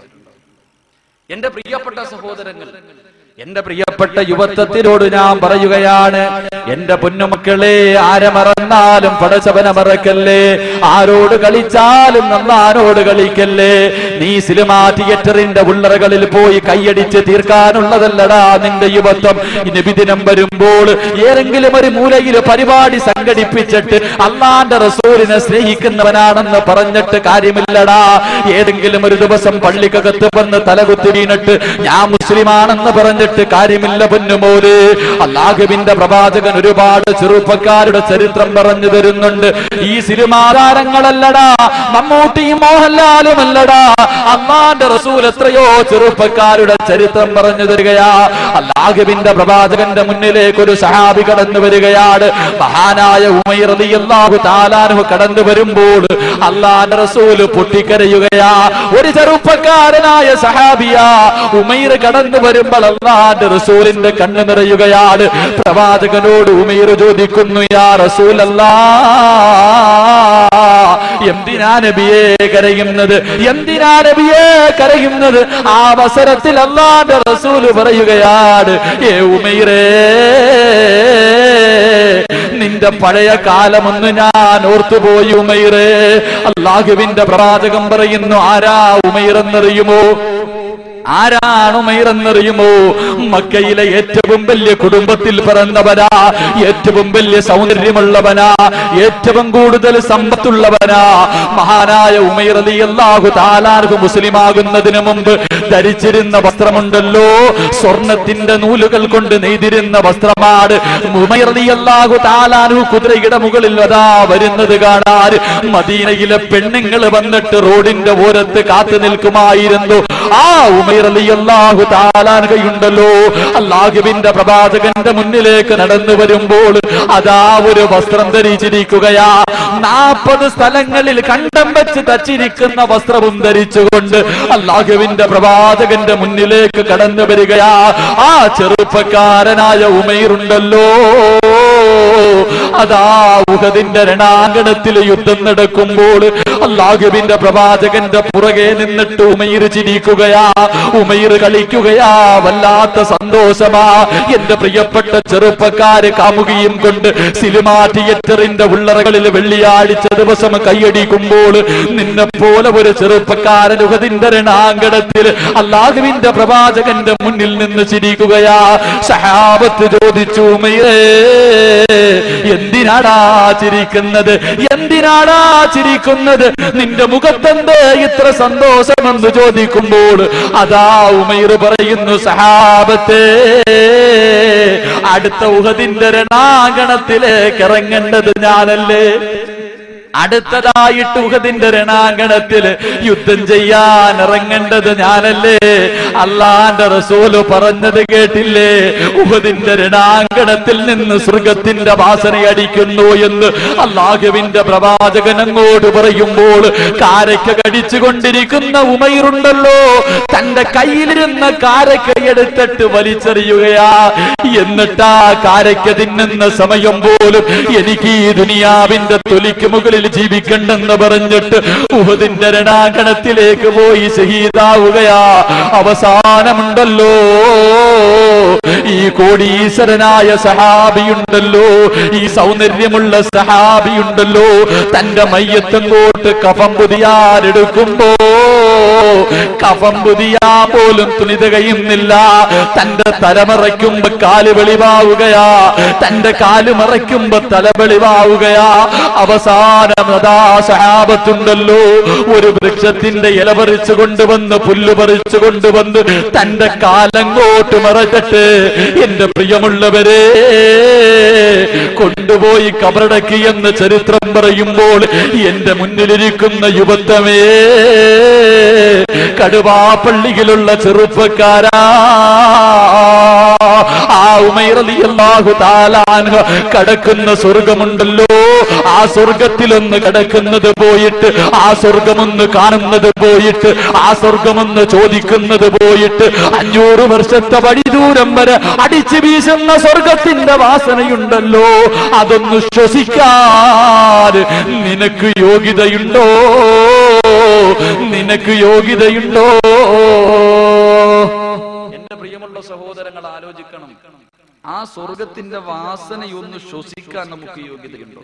എന്റെ പ്രിയമുള്ള ചെറുപ്പക്കാരോട് വെറുതെ ഒന്നും സ്വർഗം കിട്ടൂലടാ, വെറുതെ ഒന്നും സ്വർഗം കിട്ടൂല. അള്ളാഹുവിന്റെ പരിശുദ്ധമായ ഖുർആൻ പറയുന്നു, മഹാനായ ഉമർ റളിയല്ലാഹു അൻഹുവിന് സ്വർഗം കിട്ടാനുള്ള കാര്യം എന്താ? തന്റെ ശരീരവും തന്റെ സമ്പത്തും ദീനിന് വേണ്ടി വിൽക്കുക. വെറുതെ സ്വർഗത്തിൽ പോകാനൊന്നും പറ്റൂല. കേവലം 5 വഖത്ത് പള്ളിക്കകത്ത് വന്ന് തലകുത്തി വീണാ കിട്ടില്ല സഹോദരങ്ങൾ. അതുകൊണ്ട് മമ്മൂട്ടി മോഹൻലാലിനെയൊക്കെ വിട്ടിട്ട് നല്ല സെറ്റപ്പ് സൂപ്പർ ചെറുപ്പക്കാരായ സഹാബികളുടെ ചരിത്രം അള്ളാന്റെ റസൂൽ അങ്ങോട്ട് പഠിപ്പിച്ചുതരാ. കണ്ട് പഠിച്ചിട്ടൊന്ന് അവരൊക്കെ സഞ്ചരിച്ച പാതയിലൂടെ സഞ്ചരിക്കുക. അല്ലെങ്കിൽ നീ റോഡിലൂടെ ബൈക്കിൽ പോകരുത്. നിസ്കരിക്കാത്തവൻ റോഡിലൂടെ നടന്നു പോയാൽ മതി. ഇവൻ ഇനി കെട്ടിന്റെ മുകളിൽ കൂടെ നടന്നു പോയാലും വണ്ടി നിന്റെ നെഞ്ചത്തൂടെ കയറിപ്പോകും. കാരണം എന്താ? അങ്ങനെയാ നിന്റെ ജീവിതം. അള്ളാഹു ഈമാൻ നൽകി അനുഗ്രഹിക്കുമാറാകട്ടെ. രണ്ടാമത്തെ കണ്ടീഷൻ, മഹാനായ റബിയ റളിയല്ലാഹു തആല അൻഹുവിനോട് അള്ളാന്റെ റസൂൽ പറഞ്ഞു, വാഗ്ദാനം ചെയ്താൽ ലംഘിക്കാൻ പാടില്ല, ചെയ്യുന്ന വാഗ്ദാനങ്ങൾ പാലിക്കാൻ അള്ളാഹു നമുക്ക് തൗഫീഖ് നൽകി അനുഗ്രഹിക്കുമാറാകട്ടെ. മൂന്നാമത്തെ കണ്ടീഷൻ, അല്ലാഹുവിന്റെ പ്രവാചകൻ റബിയ റളിയല്ലാഹു തആല അൻഹുവിനോട് പറഞ്ഞു കൊടുക്കുകയാണ്, ഏ റബിയ, സ്വർഗം വേണോ റബിയ, സ്വർഗം വേണോ റബിയ, വഅദൂ ഇദഅതമിൻതും, ഏ റബിയ, വിശ്വാസവഞ്ചന കാണിക്കല്ലേ റബിയ. മൂന്നാമത്തെ കണ്ടീഷൻ ലോകം മറിക്കണതൊന്നുമല്ല. അള്ളാന്റെ റസൂല് പറയുന്ന വിശ്വാസവഞ്ചന കാണിക്കാൻ പാടില്ല. പ്രവാചകൻ സല്ലല്ലാഹു അലൈഹി വസല്ലമ തങ്ങൾ പറയുന്ന, നാളെ മഹ്ശറയില് കടുവാപ്പള്ളിയിലുള്ള എല്ലാവരും ഒരുമിച്ച് കൂടുമ്പോൾ ചില മഹാന്മാര് വരുന്ന പിൻദ്വാരങ്ങളിൽ വലിയ കൊടി കുത്തി വെച്ചിട്ടുണ്ടാവും. ഇവൻ ഇങ്ങനെ നടന്നു വരുന്ന കാണുമ്പോ എല്ലാരും ഇങ്ങനെ അത്ഭുതത്തോടെ നോക്കാം. അള്ളാന്റെ റസൂൽ സല്ലല്ലാഹു അലൈഹി വസല്ലമ തങ്ങളോട് സഹാബത്ത് ചോദിച്ചു, നബിയെ, ഈ കൊടിയും വെച്ചോണ്ട് വരുന്നവൻ ആരാ? അള്ളാന്റെ റസൂൽ പറയാ, അത് ചതിയന്മാരാണ്. ഇവൻ ചതിച്ചതിനനുസരിച്ച് ഇവന്റെ കൊടിയുടെ നീളം കൂടുന്ന കടുവാപ്പള്ളിയുടെ മിനാര തോറ്റുപോകും നമ്മുടെ കൊടിയുടെ മുന്നിൽ. കാരണം അത്രയ്ക്കും ചതിച്ചിട്ടുണ്ട് നമ്മള്. വിശ്വാസവഞ്ചന, കല്യാണം മുടക്കാൻ എന്തൊക്കെ പരിപാടികളാണ്. നമ്മുടെ കൊടിയുടെ നീളം വലുതായിരിക്കും. അള്ളാഹു തൗബ ചെയ്യാനുള്ള മനസ്സ് എനിക്ക് അനുഗ്രഹിക്കുമാറാകട്ടെ. ഇന്ന് കുടുംബജീവിതമാണല്ലോ വളരെ എളുപ്പം. ഇന്ന് ചതിക്കാൻ ഏറ്റവും എളുപ്പം കുടുംബജീവിതം. എന്റെ നാട്ടില് ഒരു കല്യാണം നടന്നീ അടുത്ത്. 101 പവനും ബെൻസ് കാറൊക്കെ ഷിഫ്റ്റ് കാറൊക്കെ കൊടുത്തിട്ട് വലിയ കല്യാണം. കല്യാണം കഴിഞ്ഞ് ഫസ്റ്റ് നൈറ്റ് കഴിഞ്ഞ് പിറ്റേ ദിവസം രാവിലെ ആയപ്പോ ഈ പെണ്ണ് ഇതെല്ലാം കൂടെ, അവൻ ബാത്റൂമിൽ കയറിയപ്പം വെളിയിൽ നിന്ന് കുറ്റി കിട്ടിട്ട് ഇതെല്ലാം എടുത്തുകൊണ്ട് ഒളിച്ചോടിയെന്ന് പോയി കാമുകന്റെ കൂടെ. ഈ പെണ്ണിനോട് പത്തക്കാരി ചോദിച്ചു, എടീ, പോകണമെങ്കിൽ നിനക്ക് അങ്ങ് ആദ്യം പൊക്കൂടായിരുന്നു, എന്തിനാ നീ ഇങ്ങനെ ഒരുത്തന്റെ ജീവിതം തകർത്തേന്? ഇപ്പൊ ഇവള് പറഞ്ഞ മറുപടി എന്ന് പറയുന്നു, ഞാൻ ആദ്യം പോയിരുന്നെങ്കിൽ കയറി പോകുന്ന വീട്ടിലൊരു നിലയും വിലയൊന്നും ഉണ്ടാകത്തില്ല. ഇതാകുമ്പോൾ 101 പവനും കാറൊക്കെ ആയിട്ട് കയറി പോകാൻ അഭിമാനമുണ്ട്. അവക്ക് ഒരുത്തന്റെ കൂടെ ഒരു ദിവസം കടന്നത് വേറെ ഒന്നും തോന്നിയില്ല. ഇതാണ് ഇന്നത്തെ ലോകം. ഇന്ന് എന്റെ പ്രിയപ്പെട്ട സഹോദരിമാർ, തൃശ്ശൂർ കുന്നംകുളത്തിനടുത്ത് പരൂർ എന്ന് പറയുന്ന സ്ഥലത്ത് യുവസമൂഹമേ എവിടെ എന്ന് പറഞ്ഞിട്ടുള്ള വിഷയം ഈ മാസം 5-ാം തീയതി പ്രസംഗിക്കാൻ പോയപ്പോ ഒരു സംഘടന നടത്തിയ അവരുടെ ഒരു റിപ്പോർട്ട് കൊണ്ടുതന്നു. 64 മുസ്ലിം പെണ്ണുങ്ങൾ ആ മുസ്ലിമിയുടെ ഒളിച്ചോടി പോയിക്കണം. 2013 64 മുസ്ലിം പെൺകുട്ടികൾ ഒളിച്ചോടി പോയ കഥയാണ്. നമ്മുടെ മക്കൾക്കൊക്കെ സ്കൂളിൽ പോവാ, നേരെ ആറ്റിങ്ങ പോവാ. ഇവിടെ പിന്നെ ആറ്റിങ്ങിന്റെ കാര്യമൊന്നും പറയണ്ട, CD-കളൊക്കെ പിടിച്ചത് ആറ്റിങ്ങിലായിരുന്നു. സ്കൂളിൽ പഠിക്കുന്ന കുട്ടികളുടെ ബാഗ് നോക്കിയപ്പം നല്ല നല്ല പ്രസംഗത്തിന്റെ CD-കൾ പിടിച്ചത് നമ്മുടെ മക്കളൊക്കെയാണല്ലോ. എങ്ങനെ ആകാതിരിക്കും? ഇന്നത്തെ നമ്മുടെ മക്കൾ വളർന്നു വരുന്ന ചുറ്റുപാട് അതാണല്ലോ. ഒരു പയ്യൻ, സ്കൂളിൽ പഠിക്കുന്ന ഒരു ചെറിയ പയ്യൻ കുറ്റിക്കാട്ടിൽ നിന്ന് വീടി വലിച്ചുകൊണ്ടിരിക്കുക. ഈ വീടി വലിച്ചുകൊണ്ട് നിൽക്കുന്ന പയ്യനോട് ടീച്ചർ വന്ന് ഇവന്റെ ചെവിയിൽ പിടിച്ചിട്ട് പറഞ്ഞിട്ട് കള്ള വീടി വലിച്ചുകൊണ്ട് നിൽക്കുന്നില്ലേ? ഇവൻ പറഞ്ഞു, ടീച്ചറെ ഞാൻ ചെയ്തത് തെറ്റാണ്, അത് ക്ലാസ്സിൽ വരുമ്പോ ചോദിക്കാം. ഞാനും ടീച്ചറും കൂടെ കുറ്റിക്കാട്ടി നിൽക്കണമെന്ന് മറ്റാരെങ്കിലും കണ്ടാൽ തെറ്റിദ്ധരിക്കും. നമ്മൾ രണ്ടുപേരും കൂടെ നിൽക്കണം. ഇങ്ങനത്തെ മക്കളാ നമ്മുടെ മക്കൾ. എങ്ങനെ ആകാതിരിക്കും? വാപ്പായിക്ക് തന്റെ മകള് ഒരുത്തനെ പ്രണയിക്കുന്നു പറയുമ്പോ എന്താ ഈമാൻ. അപ്പോഴാണ് അങ്ങോട്ട് വാപ്പ വടിയൊക്കെ എടുക്കണത്. മകനൊരു കാമുകയുണ്ട്, അല്ലെങ്കിൽ മകനൊരു കാമുകയുണ്ട്, തിരിച്ചും അങ്ങോട്ടും ഇങ്ങോട്ടും പ്രേമം തുടങ്ങി കഴിയുമ്പോഴത്തേക്ക് വാപ്പന്മാരൊന്നും ചിരിക്കണ്ട. കടുവാപ്പ എല്ലാവരും പ്രായമുള്ളവർ വിചാരിക്കണേ ഈ ചെറുപ്പക്കാർക്ക് മാത്രമേ പ്രണയമുള്ളെന്ന്. ഇപ്പൊ ചെറുപ്പക്കാരെ പിന്നെയും വിശ്വസിക്കാൻ, ഈ വാപ്പമാരെ വിശ്വസിക്കാൻ പറ്റാത്ത. കാരണം ഈ പോത്തങ്കോട്, നിങ്ങളുടെ അടുത്ത പ്രദേശമാണല്ലോ പോത്തങ്കോട്, ഇവിടെയുള്ളൊരു പെണ്ണൊരാളെ പ്രണയിച്ചു. കണ്ണൂരാണ് ഈ പയ്യന്റെ വീട്. ഫോണിലൂടെ പ്രണയിച്ചിട്ട് 6 മാസം നീണ്ട പ്രണയം. പ്രണയത്തിന്റെ ഒടുവില് തന്റെ കാമുകനെ കാണാനുള്ള ആഗ്രഹം കൊണ്ട് ഇവിടുന്ന് വൈകിട്ട് പോകുന്ന 8:40 പോകുന്ന മംഗലാപുരം എക്സ്പ്രസിൽ കയറിപ്പോയി. രാവിലെ 4:45 മണിയായപ്പോ കണ്ണൂർ ട്രെയിൻ എത്തി. ഈ പെണ്ണ് നേരെ പ്രൈവറ്റ് സ്റ്റാൻഡിൽ പോയി. അവിടെ നിന്ന് കറങ്ങണ കണ്ടപ്പോ 19 വയസ്സേ ഉള്ളൂ. ഈ ഓട്ടോക്കാര് ഈ പെണ്ണിനോട് ചോദിച്ചു, എന്ത് മോളെ നിക്കണേ? അതൊരാളെ കാണാമെന്നെയാണ്. അവസാനം പോലീസിനെ വിളിച്ചു പറഞ്ഞു. പോലീസ് വന്ന് 5:45 ഈ പെണ്ണ് കറങ്ങുന്ന കണ്ട് പോലീസ് കൊണ്ടുപോയി ചോദിച്ചു പറഞ്ഞു, ഒരാളെ പ്രണയിച്ചു, കാമുകനെ കാണാമെന്നതാ. കൊടുത്ത നമ്പറിൽ വിളിച്ചു. അങ്ങനെ ഒരു 7 മണി ആയപ്പോ പത്രം റിപ്പോർട്ട് ചെയ്യുന്നു, 6 മാസം നീണ്ട പ്രണയത്തിൽ തന്റെ രാത്രികൾ മുഴുവനും പകലാക്കിയ കാമുകനെ കാണാൻ കസേരയിൽ ഈ പെണ്ണിങ്ങനെ ഇരിക്കുമ്പോ 62 വയസ്സുള്ള മുഹമ്മദ് കുഞ്ഞെന്ന് പറയുന്ന ഒരു വാപ്പ നടന്നു വരിക. രാത്രി മൊത്തം വാള് നടത്തിയത് പാവപ്പെട്ടവനാണ്. വാപ്പന്മാരുടെ സ്വഭാവം അങ്ങനെയാണ്. പണ്ട് ചെറുപ്പക്കാർ മാത്രമേ. ഞാൻ പറഞ്ഞു വന്നത്, നമ്മുടെ പ്രിയപ്പെട്ട മക്കളെ പ്രണയിക്കാനും അവരുടെ ജീവിതം തൊലയ്ക്കുന്നവരെ നമ്മൾ അവരെ അടിച്ചിട്ടും പിടിച്ചിട്ടൊന്നും കാര്യമില്ല. മക്കൾക്ക് മൊബൈൽ മേടിച്ചു കൊടുക്കും, അങ്ങനെ പ്രണയം. അത് കഴിയുമ്പോഴോ വൈകുന്നേരമാകുമ്പോ പ്രേമത്തിന്റെ ABCD അറിയാത്ത മകളുടെ കയ്യിൽ നല്ല ആൽബത്തിന്റെ CD കൊണ്ട് വാപ്പ കൊടുത്തിട്ട് പറയാ, മോളെ കണ്ടു പഠിക്കണം എങ്ങനെയാ പ്രണയിക്കേണ്ടത്. ഞാനിങ്ങനെ അടുത്തൊരു പാട്ട് കേട്ട്, പള്ളിക്കകത്താണ്, പാടാൻ പാടില്ല എങ്കിലും ഈ അടുത്ത് ഞാന് ഇങ്ങനെ ഒരു യാത്രയിൽ ഒരു ആൽബം ഒരു ഇങ്ങനെ ഇട്ടിരിക്കുന്ന കണ്ടപ്പം യാദൃശികമായി കാണേണ്ട വന്നു. അടുത്ത വീട്ടിലെ കല്യാണത്തിന് പന്തലൊരുങ്ങിയ നേരത്ത് തീ പുകഞ്ഞത് അടുപ്പിലല്ല എന്റെ നെഞ്ചിലാ. എല്ലാരും ചിരിക്കുന്ന സീൻ മനസ്സിലായെന്ന് തോന്നുന്നു. എങ്ങനെ പ്രണയിക്കണം, പ്രണയിച്ചിട്ട് കിട്ടിയില്ലെങ്കിൽ എങ്ങനെ ചാവണോന്ന് വരെ അതിനകത്ത് പഠിക്കും. ഒരു മനുഷ്യരെയും ചതിക്കല്ലേ, ഒരു മനുഷ്യരെയും വഞ്ചിക്കല്ലേ. എന്റെ പ്രിയപ്പെട്ട സഹോദരിമാരുണ്ടല്ലോ, വാപ്പാന്റെ പ്രതീക്ഷകളെ തകർത്തു കളയുകയാണ്. ഗൾഫ് നാടുകളിൽ കടന്ന് കഷ്ടപ്പെടുന്ന ഭർത്താക്കന്മാരുണ്ടല്ലോ. ഈ കടുവാ പള്ളിയിലുള്ള എത്രയോ പാവപ്പെട്ടവർ ഗൾഫ് നാടിൽ കടന്ന് കാളകളെ പോലെ ഉറങ്ങാൻ സമയമില്ല, ഭക്ഷണം കഴിക്കാൻ സമയമില്ല, അറബികളുടെ അടിമകളെ പോലെ ജോലി ചെയ്യുകയാ. അവിടെ കിടന്ന് കഷ്ടപ്പെട്ടിട്ട് പണമുണ്ടാക്കി കൊടുക്കുമ്പോൾ ശംഖുമുഖം കടപ്പുറത്തിലും അതുപോലെ തിരുവനന്തപുരത്ത് കോവളത്തിലും പാപനാശത്തിലും തന്റെ കാമുകനെയും കൊണ്ട് പർദ്ദയും ധരിച്ചുകൊണ്ട് ഹെലിമെറ്റും ഇട്ടുകൊണ്ട് കറങ്ങുന്ന പെങ്ങളെ, എന്റെ പ്രിയപ്പെട്ട പെങ്ങന്മാരുണ്ടല്ലോ, ഭർത്താവ് കിടക്കേണ്ട കിടപ്പറയിലേക്ക് അമുസ്ലിമായ ഓട്ടോക്കാരനെയും ഏതെങ്കിലും ഒരുത്തരെ കിട്ടിയാൽ അവനെ വിളിച്ചുകൊണ്ട് വീടിനകത്തേക്ക് കയറുമ്പോൾ, ഭർത്താക്കന്മാരെ ചതിക്കുമ്പോൾ, എന്റെ പ്രിയപ്പെട്ട ചെറുപ്പക്കാരുണ്ടല്ലോ, റോഡിന്റെ ഓരത്ത് ചിരിക്കുന്ന തൊലിവിളപ്പുള്ള പെണ്ണിനെ കാണുമ്പോൾ ദുനിയാവും ആഖിറവും വലിച്ചെറിയുമല്ലേ, അവന്റെ ഈമാന് കുഴിച്ചു മൂടുകയല്ലേ.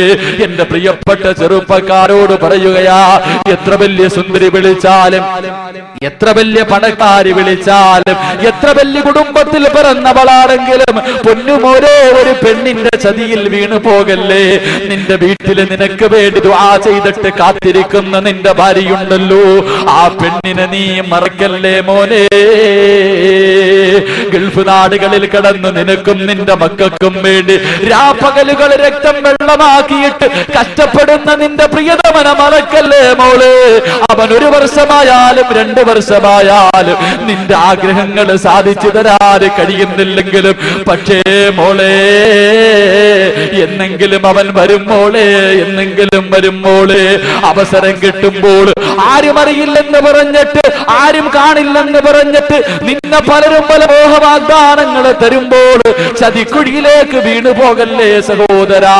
ഏതെങ്കിലും കടുവാ പള്ളിയിലുള്ളവർ സുന്ദരി പെണ്ണ് വിളിക്കുമ്പോൾ എനിക്ക് നിന്നെ വേണ്ടടി, എനിക്ക് നിന്നെ വേണ്ടടി, എനിക്ക് അല്ലാന്റെ സ്വർഗം മതിയടി എന്ന് പറഞ്ഞാൽ നിനക്ക് കിട്ടുന്ന പ്രതിഫലം എന്താണെന്നറിയുമോ? നിങ്ങൾക്ക് കിട്ടുന്ന പ്രതിഫലം എന്താണെന്നറിയുമോ? അതാ ഒരു ചെറുപ്പക്കാരൻ കമ്പോളത്തിലൂടെ നടന്നു പോവുകയാണ്. ഒരു ചെറുപ്പക്കാരൻ കമ്പോളത്തിലൂടെ നടന്നു പോവുകയാ. യാഫി എന്ന ചെറുപ്പക്കാരനുണ്ടല്ലോ, യാഫി റഹ്മത്തുള്ളാഹി കമ്പോളത്തിലൂടെ നടന്നു പോകുമ്പോൾ തന്റെ ശരീരത്ത് നിന്ന് സുഗന്ധമടിച്ചു വീശുകയാണ്. എല്ലാവരും ചോദിക്കുന്നു, യാഫിയേ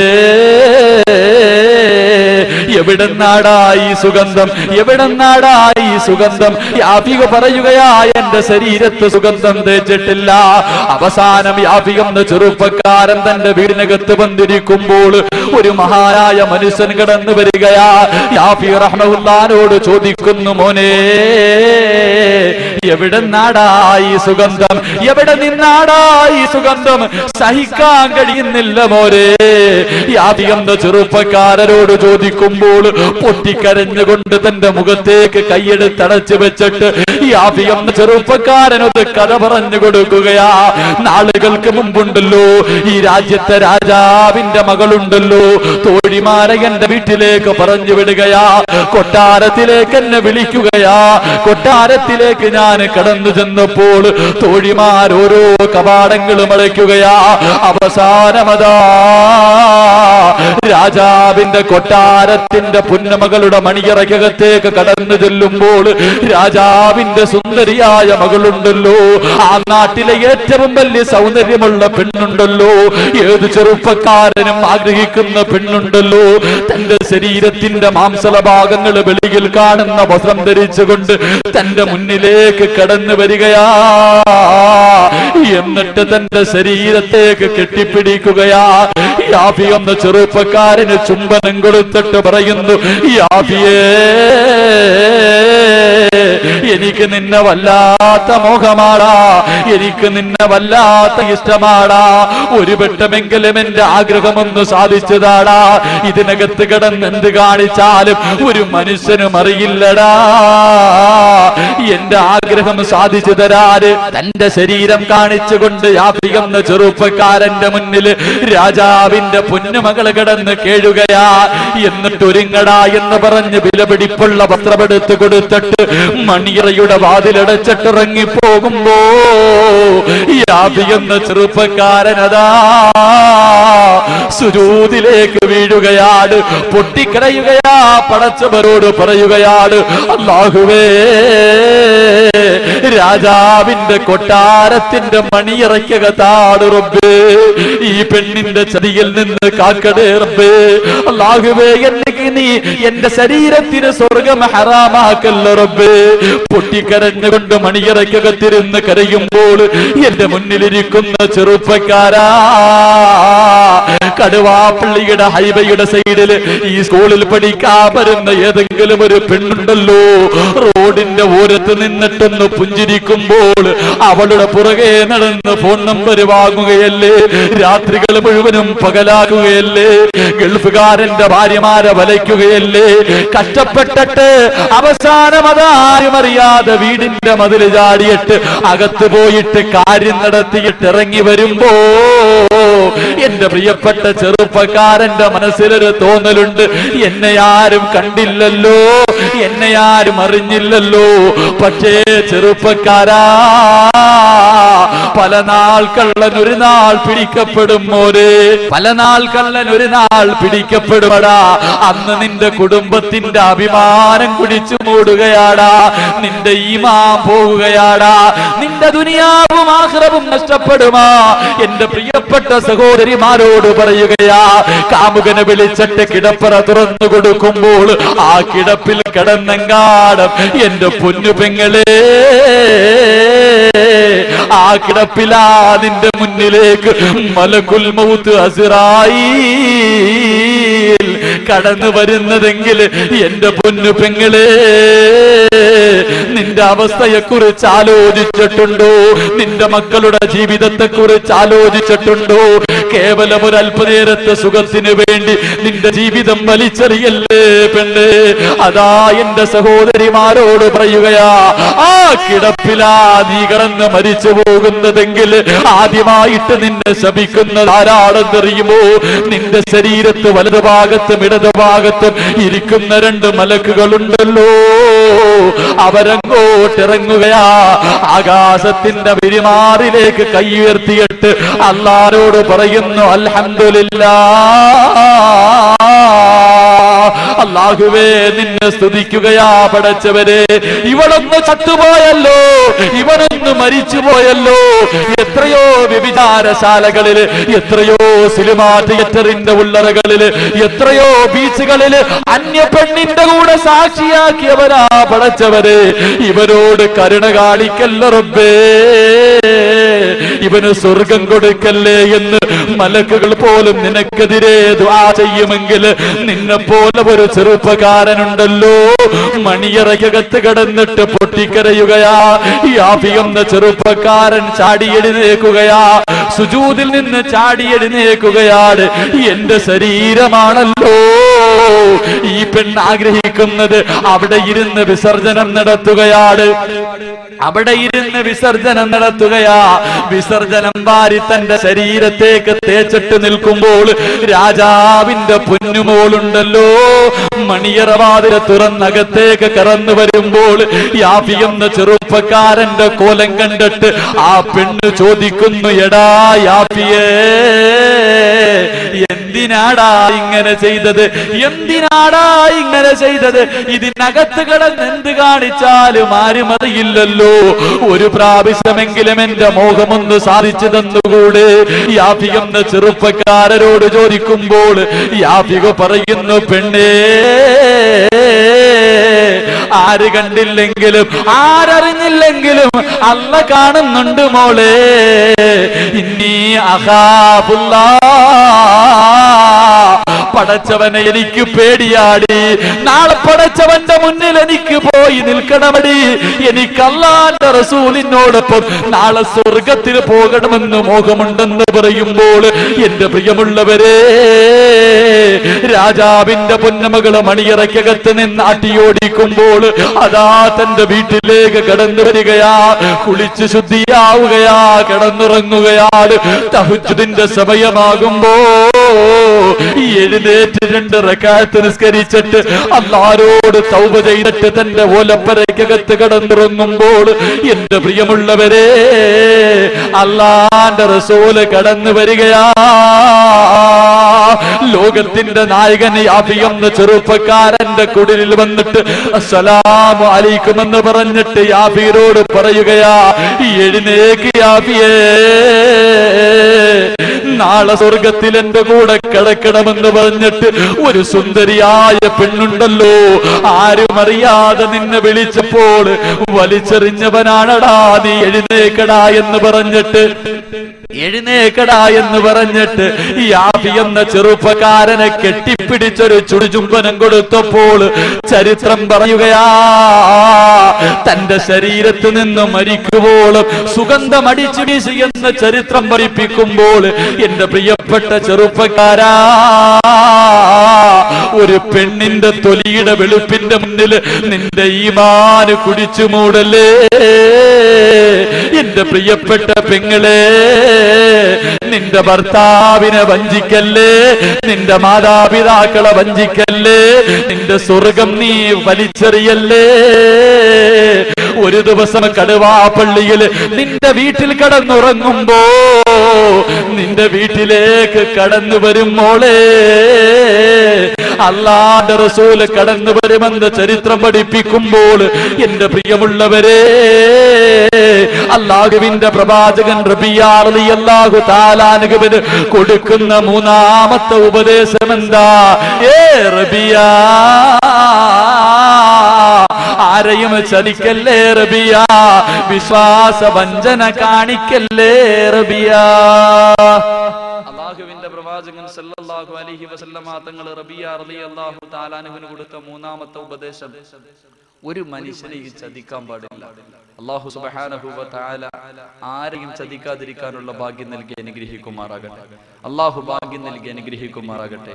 അതുകൊണ്ട് എൻ്റെ പ്രിയമുള്ള സഹോദരങ്ങളെ, അല്ലാഹുവിന്റെ പ്രവാചകൻ സല്ലല്ലാഹു അലൈഹി വസല്ലമ തങ്ങൾ റബിയാന് കൊടുത്ത 4ാമത്തെ ഉപദേശം, ഒരു ഉപദേശം കൂടെ പറഞ്ഞിട്ട് ദുആ ചെയ്ത് വരിക. എൻ്റെ പ്രിയമുള്ള സഹോദരങ്ങളെ, റബിയ റളിയല്ലാഹു തആല അൻഹുവിന് അല്ലാഹുവിന്റെ പ്രവാചകൻ കൊടുത്ത 4ാമത്തെ ഉപദേശം, 4ാമത്തെ ഉപദേശം അല്ലാഹുവിന്റെ റസൂൽ സല്ലല്ലാഹു അലൈഹി വസല്ലമ തങ്ങൾ പറയുന്നു, വഉല്ലു അബ്സാറകും, വഉല്ലു അബ്സാറകും മേ റബിയ, നിന്റെ കണ്ണിനെ സൂക്ഷിക്കണമെന്ന് ഷഫീഖുനാ റസൂലുള്ളാഹി സ്വല്ലല്ലാഹു അലൈഹി വസല്ലം.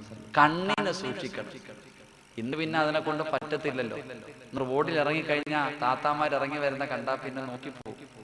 ഇന്നത്തെ താത്താമാരുടെ വസ്ത്രധാരണ കണ്ടു കഴിഞ്ഞാൽ ഇത് പിന്നെ ആരും നോക്കിപ്പോകും. പണ്ടൊക്കെ പെണ്ണുങ്ങള് സാധാമാരിയിരിക്കുന്നു, പണ്ടുള്ള പെണ്ണുങ്ങള് ചുരിദാർ ഇട്ടുകൊണ്ട് നടക്കണം. ഇപ്പൊ തോന്നുന്നത് പെണ്ണുങ്ങൾ ചുരിദാർ ഇട്ടുകൊണ്ട് നടക്കുന്ന നല്ലതെന്ന്. കാരണം എന്താ? ഇന്നിട്ടിരിക്കുന്ന ഫർദ ഇട്ടുകൊണ്ട് പെണ്ണിന് മാത്രമേ എല്ലാവരും നോക്കുള്ളൂ. കാരണം അങ്ങനെയുള്ള ഫർദയെ ധരിച്ചിരിക്കണം. എല്ലാവരെയും ഞാൻ വിമർശിക്കുന്നില്ല. ഒരു വിഭാഗം പെണ്ണുങ്ങൾ ഇന്ന് അവർ ചുരിദാർ ഇടുന്നതിനേക്കാളും നല്ല ഫർദ ഇട്ടുകൊണ്ട് നടക്കുമ്പോ ഇറങ്ങിയ ഫർദ.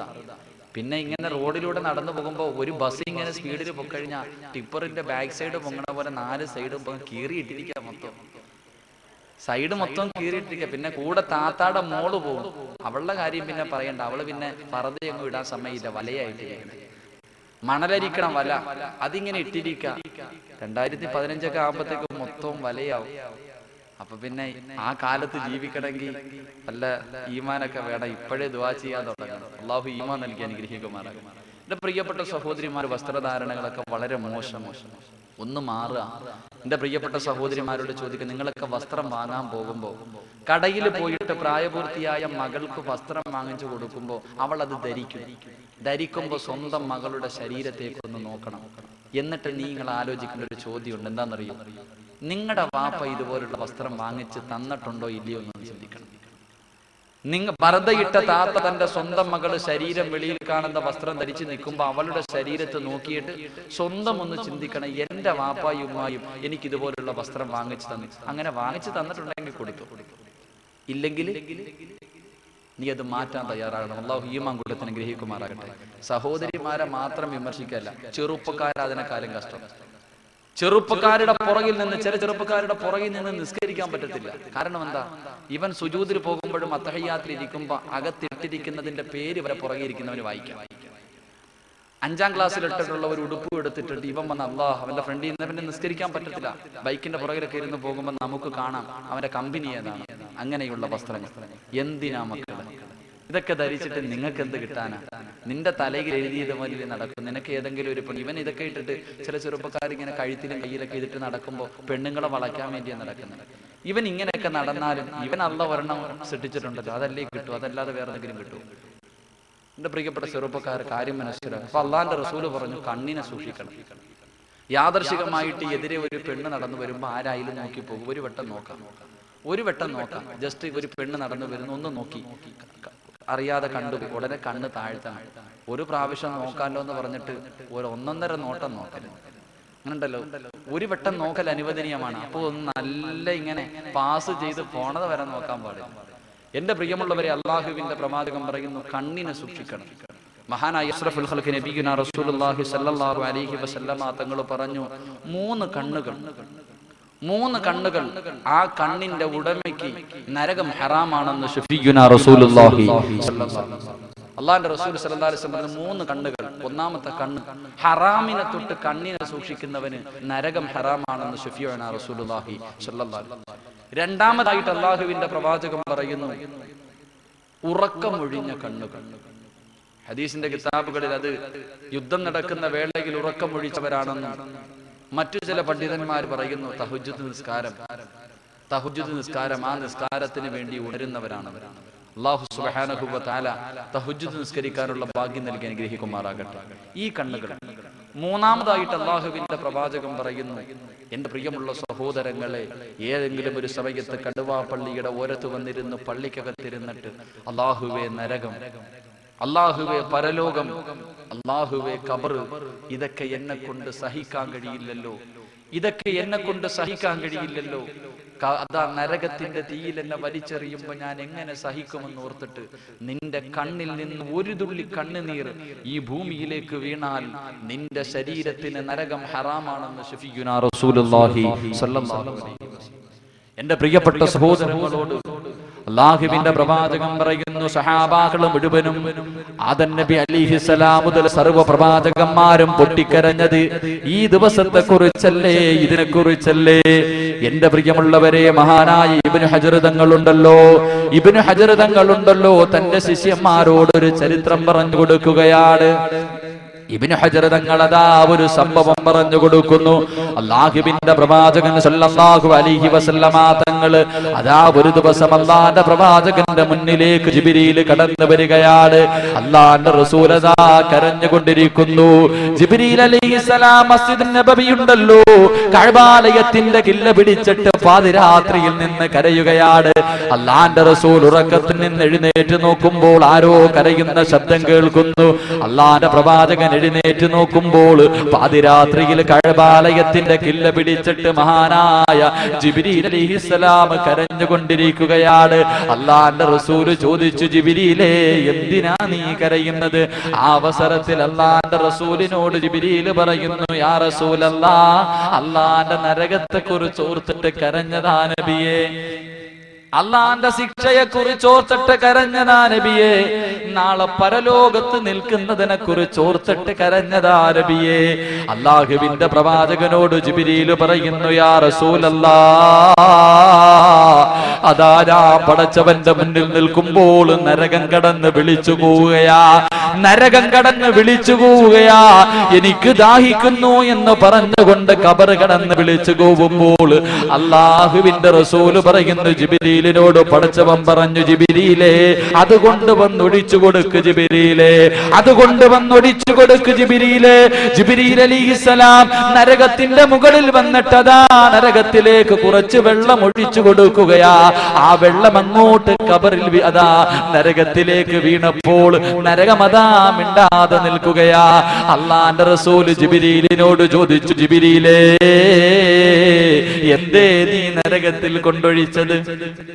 എന്തേ നീ നരകത്തിൽ കൊണ്ടൊഴിച്ചത്? അല്ലാഹുവിന്റെ റസൂലിനോട് ജിബ്രീൽ പറയുന്നു, യാ റസൂലല്ലാഹ്, ദുനിയാവിന്റെ തൊലിക്ക് മുകളിൽ ജീവിക്കുമ്പോൾ അല്ലാഹനെ കുറിച്ച് ഓർത്തിട്ട് കരഞ്ഞ കണ്ണീരുണ്ടല്ലോ, ആ കണ്ണീരാ നബിയേ നരകം കടന്ന് വിളിച്ചപ്പോൾ അതിനകത്ത് കൊണ്ടൊഴിച്ചതെന്ന് അല്ലാഹുവിന്റെ റസൂലിനോട് പറയുമ്പോൾ, എന്റെ പ്രിയമുള്ളവരെ, നിന്റെ കണ്ണിൽ നിന്ന് വീഴുന്ന ഒരു തുള്ളി കണ്ണുനീരുണ്ടല്ലോ, ആ കണ്ണീരിന്റെ വില എന്താണെന്നറിയുമോ? മഹാനായ ഇബ്നു ഹജർ തങ്ങൾ തന്റെ ജനതയോട് ഈ പ്രഭാഷണം നടത്തുകയാ. പ്രഭാഷണം കഴിയുകയാ. കുറച്ചു ദിവസം കഴിഞ്ഞപ്പോൾ ഇബ്നു ഹജർ തങ്ങളുടെ മുന്നിലേക്ക് തന്റെ സമുദായം നടന്നു വരികയാ. തന്റെ സമൂഹം നടന്നു വന്നിട്ട് പറയുകയാണ്, മഹാനായ തങ്ങളെ, നിങ്ങളുടെ അടിമയുണ്ടല്ലോ, ഈ നാട്ടിൽ ആരെങ്കിലും മരിച്ചാൽ എല്ലാവരും ഉറങ്ങിയതിനു ശേഷം പാതിരാത്രിയിൽ അതാ ഖബറിനടുക്കേക്ക് നടന്നു പോകുന്നു തങ്ങളെ. ഖബർ കുടിച്ചിട്ട് ആ ഖബർ മാന്തിയിട്ട് ഖബറിനകത്ത് കിടക്കുന്ന മയ്യത്തിന്റെ വസ്ത്രം മോഷ്ടിക്കുകയാണെന്ന് ഞങ്ങൾക്ക് സംശയമുണ്ട് തങ്ങളെ. ഇബ്നു ഹജർ തങ്ങൾ തന്റെ ജനതയോട് പറയുകയാ, എന്റെ അടിമ നിസ്കരിക്കുന്നവനാ, എന്റെ അടിമ അല്ലാഹനെ പേടിക്കുന്നവനാ, ഒരിക്കലും അവനങ്ങനെ ചെയ്യില്ല, ഒരിക്കലും അങ്ങനെ ഖബർ മാന്തിയിട്ട് മയ്യത്ത് തുണി മോഷ്ടിക്കുന്നവനല്ല. ഇബ്നു ഹജർ തങ്ങളോട് തന്റെ ജനത പറയുകയാ, പോകും തങ്ങളെ, ഖബറിലേക്ക് പോകുന്നത് ഞങ്ങൾ കണ്ടിട്ടുണ്ട് എന്ന് പറയുമ്പോൾ മഹാനായ ഇബ്നു ഹജർ തങ്ങൾ കാത്തു നിൽക്കുകയാ. ആ നാട്ടിൽ ഒരു മനുഷ്യൻ മരണപ്പെടുകയാ. ദിവസങ്ങൾ കഴിഞ്ഞു പോയി. ഒരു ദിവസം ഒരു മനുഷ്യൻ മരണപ്പെട്ടു. ആ മനുഷ്യന്റെ മയ്യത്ത് എല്ലാവരും കൊണ്ട് ഖബറടക്കി. പാതിരാത്രിയാകുമ്പോൾ തന്റെ വീടിനകത്ത് ഉറങ്ങുന്നത് പോലെ ഇബ്നു ഹജർ തങ്ങൾ കിടക്കുകയാ. തന്റെ അടിമ എന്തിനാ ഖബറിനടുക്കലേക്ക് നടന്നു പോകുന്നത്? മോഷ്ടിക്കാനാണോ എന്നറിയാൻ ഉറങ്ങുന്നവനെ പോലെ കിടക്കുന്നു. എല്ലാവരും ഉറങ്ങിക്കഴിഞ്ഞപ്പോൾ തന്റെ അടിമയതാ പള്ളിയിലേക്ക് നടക്കുകയാ. ഇബ്നു ഹജർ തങ്ങൾ ആരും കാണാതെ അടിമയുടെ പുറകെ നടക്കുമ്പോൾ ആ പാവപ്പെട്ട അടിമയുണ്ടല്ലോ നടന്നു പോയിട്ട് പള്ളിയുടെ മൂലയിലേക്ക് കടന്നു പോവുകയാ. അവിടെ ഒരു ചങ്ങലയെടുക്കുകയാണ്. ചങ്ങലയെടുത്തിട്ടതാ കബറടക്കിയ സ്ഥലത്തേക്ക് നടന്നു പോവുകയാണ്. എന്റെ പ്രിയമുള്ളവരെ, കബറടക്കിയ സ്ഥലത്തേക്ക് നടന്നു പോവുകയാ. അന്ന് കബറടക്കിയ മയ്യത്തിന്റെ കബറിന്റെ ഭാഗത്ത് പോയിട്ട് മുട്ടുകാലിൽ കുത്തിയിരിക്കുകയാ. അതാ ചങ്ങലയെടുത്തിട്ട് തന്റെ കൈയങ്ങോട്ട് ബന്ധിക്കുകയാ. പച്ചമണ്ണിന്റെ മണമുള്ള കബറിന്റെ ഓരത്ത് അന്ന് വിചാരണ നടന്നുകൊണ്ടിരിക്കുന്ന മയ്യത്തിൽ ആ കബറിന്റെ ഓരത്ത് പോയിരുന്ന് ചങ്ങലയെടുത്ത് തന്റെ കയ്യിൽ ബന്ധിക്കുകയാ. എന്നിട്ട് ആകാശത്തേക്ക് കൈ ഉയർത്തിയിട്ട് സർവാധിപതിയായ റബ്ബിനോട് പറയുന്നു, അല്ലാ, ഞാൻ നിന്റെ അടിമയാണല്ലാ, അതുപോലെ ഇബ്നു ഹജറിന്റെയും അടിമയാണല്ലാ.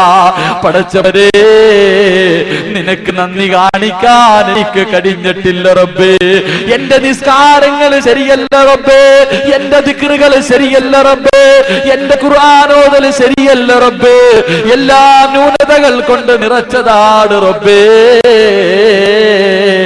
അല്ലാഹുവേ, നിന്റെ നരകത്തിന്റെ തീ എനിക്ക് സഹിക്കാൻ കഴിയില്ല റബ്ബേ. നാളെ നിന്റെ മുന്നിലേക്ക് വരുമ്പോ എന്നെ വിളിച്ചു നിർത്തിയിട്ട് എന്തേ ഇത് ചെയ്തില്ല എന്ന് നീ എന്നോട് ചോദിക്കല്ല റബ്ബേ. എനിക്ക് സഹിക്കാൻ കഴിയില്ലെന്ന് പറഞ്ഞിട്ട് ആ കബറിന്റെ ഓരത്തിരുന്നിട്ട് പൊട്ടിക്കരയുകയാണ്. ഇബ്നു ഹജർ തങ്ങൾ പറയുന്നു, പടച്ച റബ്ബേ, നിന്നെ കുറിച്ച് ഓർത്ത് കരഞ്ഞു കഴിഞ്ഞാൽ, നിന്റെ അദാബിനെ കുറിച്ച് ഓർത്ത് കരഞ്ഞു കഴിഞ്ഞാൽ റബ്ബേ, നരകത്തിന് ഹറാമാണല്ല എന്റെ ശരീരം എന്ന് പറഞ്ഞുകൊണ്ട് തന്റെ കബറിന്റെ മുന്നിലിരുന്നിട്ട് കരയുമ്പോൾ ഇബ്നു ഹജർ തങ്ങൾ പതുങ്ങിയിരുന്നിട്ട് നോക്കുകയാണ്. എന്താണ് തന്റെ അടിമ ചെയ്യുന്നത്? അവിടുന്ന് നോക്കുമ്പോ അല്ലാഹുവിന്റെ ഖുർആനിന്റെ ഒരു ആയത്തോതുകയാണ്. പരിശുദ്ധ ഖുർആനിന്റെ ഒരു ആയത്തോതുകയാണ്. ഇന്നാ ലദൈനാ അൻകാലം വജഹീമാ. ഇബ്നു ഹജർ തങ്ങളുടെ അടിമയുണ്ടല്ലോ, കബറിനടുക്കലിരുന്നിട്ട് ഖുർആനിന്റെ ആയത്തോതുകയാ. ഇന്നാ ലദൈനാ അൻകാലം വജഹീമാ. പടച്ചവനെ, നാളെ നിന്റെ തീക്കുണ്ടാരത്തിലേക്ക് ചങ്ങലയിൽ കെട്ടിയിട്ട് മനുഷ്യനെ കൊണ്ടുവരുമല്ലോ, അതെന്നെ സഹിക്കാൻ കഴിയില്ലെന്ന് ഓർത്തുകൊണ്ട് ഇബ്നു ഹജർ തങ്ങളുടെ അടിമയിരുന്നിട്ട് കരഞ്ഞുകൊണ്ടിരിക്കുമ്പോൾ മഹാനായ ഇബ്നു ഹജർ തങ്ങളുണ്ടല്ലോ തന്റെ അടിമയുടെ മുന്നിലേക്ക് കടന്നു വരികയാ. കെട്ടിപ്പിടിച്ചിട്ട് പറയുന്നു, അടിമയോട് പറയുന്നു, ഇന്ന് മുതൽ ഞാൻ നിന്റെ അടിമയാ, നീ എന്റെ യജമാനനാ. എനിക്കിങ്ങനെ കരയാൻ കഴിഞ്ഞില്ലല്ലോ.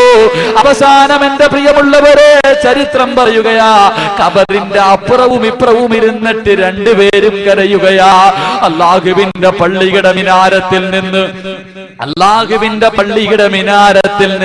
അസ്സലാത്തു അലൈഹി, അല്ലാഹുവിന്റെ പള്ളിയുടെ മിനാരത്തിൽ നിന്ന് അസ്സലാത്തു ഖൈറും മിനൻ നൗം, ബാങ്കിന്റെ ധ്വനി അങ്ങോട്ട് കേൾക്കുമ്പോൾ മഹാനായ ഇബ്നു ഹജർ തങ്ങളുണ്ടല്ലോ എഴുന്നേറ്റിട്ട് തന്റെ മറുഭാഗത്ത് കബറിന്റെ ഓരത്തിരിക്കുന്ന തന്റെ അടിമയുടെ ശരീരത്ത് ചെന്നിട്ട് അങ്ങോട്ട് വിളിക്കുമ്പോ ഹൃദയം പൊട്ടിയങ്ങ് മരണപ്പെട്ടിരിക്കുകയാ. എന്റെ ഫ്രണ്ടിലിരിക്കുന്ന എന്റെ പ്രിയപ്പെട്ട സഹോദരങ്ങളോട്, എന്റെ പ്രിയപ്പെട്ട പെങ്ങളോട് എന്തെല്ലാം കണ്ട് കരഞ്ഞ ചെറുപ്പക്കാരാ. എത്രയോ സീരിയൽ കണ്ടിട്ട്, ആകാശദൂത് കണ്ടിട്ട് പൊട്ടിക്കരയുന്ന പെങ്ങള്, കുങ്കുമപ്പൂ കണ്ടിട്ട് പൊട്ടിക്കരയുന്ന പെങ്ങള്, ദുനിയാവിന് വേണ്ടി പൊട്ടിക്കരയുന്ന സഹോദരങ്ങള്. പക്ഷേ ഇന്ന് വരെ നിനക്ക് വേണ്ടി അല്ലാഹുവിന്റെ അദാബിനെ കുറിച്ചോർത്തിട്ട് നിന്റെ കണ്ണിൽ നിന്ന് ഒരു തുള്ളി കണ്ണുനീര് വീണിട്ടുണ്ടോ? അവസാനമായിട്ട് അല്ലാഹുവിന്റെ റസൂല് പറയുകയാ, അല്ലാഹുവിന്റെ പ്രവാചകൻ പറയുന്നു, യാ അയ്യുഹന്നാ നാസ്, അല്ലയോ ജനങ്ങളെ, തുബുക്കൂ, നിങ്ങളൊന്ന് കരയടേ. അല്ലാഹുവിന്റെ പ്രവാചകൻ പറയുന്നു, നിങ്ങളൊന്ന് കരയണം. നിങ്ങൾ ദുആ ചെയ്യുന്ന സമയത്ത് പൊട്ടിക്കരയണം. നിനക്ക് കരച്ചിൽ വന്നില്ലെങ്കിൽ നീ ഒന്ന് കരയുന്നവനെ പോലെ അഭിനയിക്കടേ. അല്ലാഹുവിന്റെ റസൂല് പറയുന്നു, ദുആ ചെയ്യുമ്പോ നീ കരയണം. നിനക്ക് കരച്ചിൽ വന്നില്ലെങ്കിൽ കരയുന്നവനെ പോലെ ഒന്ന് അഭിനയിക്കടേ. അങ്ങനെ നിനക്ക് കരയാൻ കഴിഞ്ഞില്ലെങ്കിൽ ഫൈന അഹിലന്നാരി യബ്കൂ, നാളെ നരകവാസികൾ കടന്ന് കരയുകയാ. നരകത്തിൽ കടന്ന് കരയേണ്ടി വരും, നരകത്തിൽ കടന്ന് വിളിക്കേണ്ടി വരും. നരകവാസികൾ എങ്ങനാ കരയുന്നതെന്നറിയുമോ? കരഞ്ഞ് കരഞ്ഞ് അവന്റെ മുഖത്ത് പാടുണ്ടാവുകയാ. കരഞ്ഞ് കരഞ്ഞ് കണ്ണുനീര് തീർന്നാൽ, കരഞ്ഞ് കരഞ്ഞവന്റെ കണ്ണുനീര് തീർന്നാൽ പിന്നെ അവന്റെ കണ്ണിലൂടെ രക്തമൊലിക്കുകയാ. ഹദീസിന്റെ പണ്ഡിതന്മാര് പറയുകയാ, അല്ലാഹുവിന്റെ റസൂല് പറയുകയാ, നരകവാസികൾ കരഞ്ഞ കണ്ണീരിന്റെ മുകളിലൂടെ കപ്പലോടിക്കാൻ കഴിയുമെന്ന് റൂഹി ഫിദാ നബി മുഹമ്മദ് മുസ്തഫ സല്ലല്ലാഹു അലൈഹി വസല്ലമ തങ്ങൾ പറയുന്നു, നാളെ നരകത്തിൽ കടന്ന് കരയേണ്ടി വരും.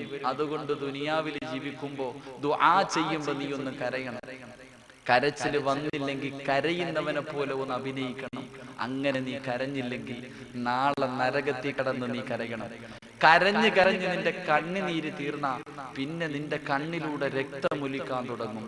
ആ ഒലിച്ചു കിടക്കുന്ന കണ്ണീരിന്റെയും രക്തത്തിന്റെയും മുകളിലൂടെ കപ്പല് പോലും ഓടിക്കാൻ കഴിയുമെന്ന് പ്രവാചകൻ സല്ലല്ലാഹു അലൈഹി വസല്ലം പറഞ്ഞു തരുമ്പോ, എന്റെ പ്രിയമുള്ളവരെ, നിങ്ങളുടെ ശരീരം നരകത്തിന് ഹറാമാക്കണം. നരകത്തിന് നിന്റെ ശരീരം കൊണ്ട് നരകത്തിലിട്ടാലും തീ തൊടാൻ പാടില്ല. അതിനെന്താണ് ചെയ്യേണ്ടത്? ഏതെങ്കിലും ഒരു ദിവസം എവിടെയെങ്കിലും ഇരുന്നിട്ട് നിന്റെ കണ്ണിൽ നിന്ന് പടച്ചവന്റെ അദാബിനെ കുറിച്ച് ഓർത്ത്, നരകത്തെ കുറിച്ച് ഓർത്തിട്ട് ഒരു തുള്ളി കണ്ണുനീര് വീണാൽ നിന്റെ ശരീരത്തിന് നരകം ഹറാമാണെന്ന് ഷഫീഉനാ റസൂലുള്ളാഹി സ്വല്ലല്ലാഹു അലൈഹി വസല്ലം. അല്ലാഹു സുബ്ഹാനഹു വ തആല കാര്യങ്ങൾ മനസ്സിലാക്കാനുള്ള ഭാഗ്യം നൽകി അനുഗ്രഹിക്കുമാറാകട്ടെ. അല്ലാഹുവിന്റെ ഭയാനകമായ ശിക്ഷയിൽ നിന്ന് അല്ലാഹു നമ്മളെ രക്ഷിക്കുമാറാകട്ടെ. ഇൻഷാ അല്ലാഹ് 9:45 നിസ്കരിക്കേണ്ടത് നാളത്തെ സുബ്ഹി നിസ്കരിക്കേണ്ട രീതിയും കൂടെ പറഞ്ഞിട്ട് സന്തോഷത്തോടെ ദുആ ചെയ്യാം. അല്ലാഹു ഭാഗ്യം നൽകി അനുഗ്രഹിക്കുമാറാകട്ടെ. നാളെ സുബ്ഹി നിസ്കരിക്കൂ, നാളെ സുബ്ഹി നിസ്കരിക്കൂ എന്നുള്ളവരുന്ന് കൈവക്കുക.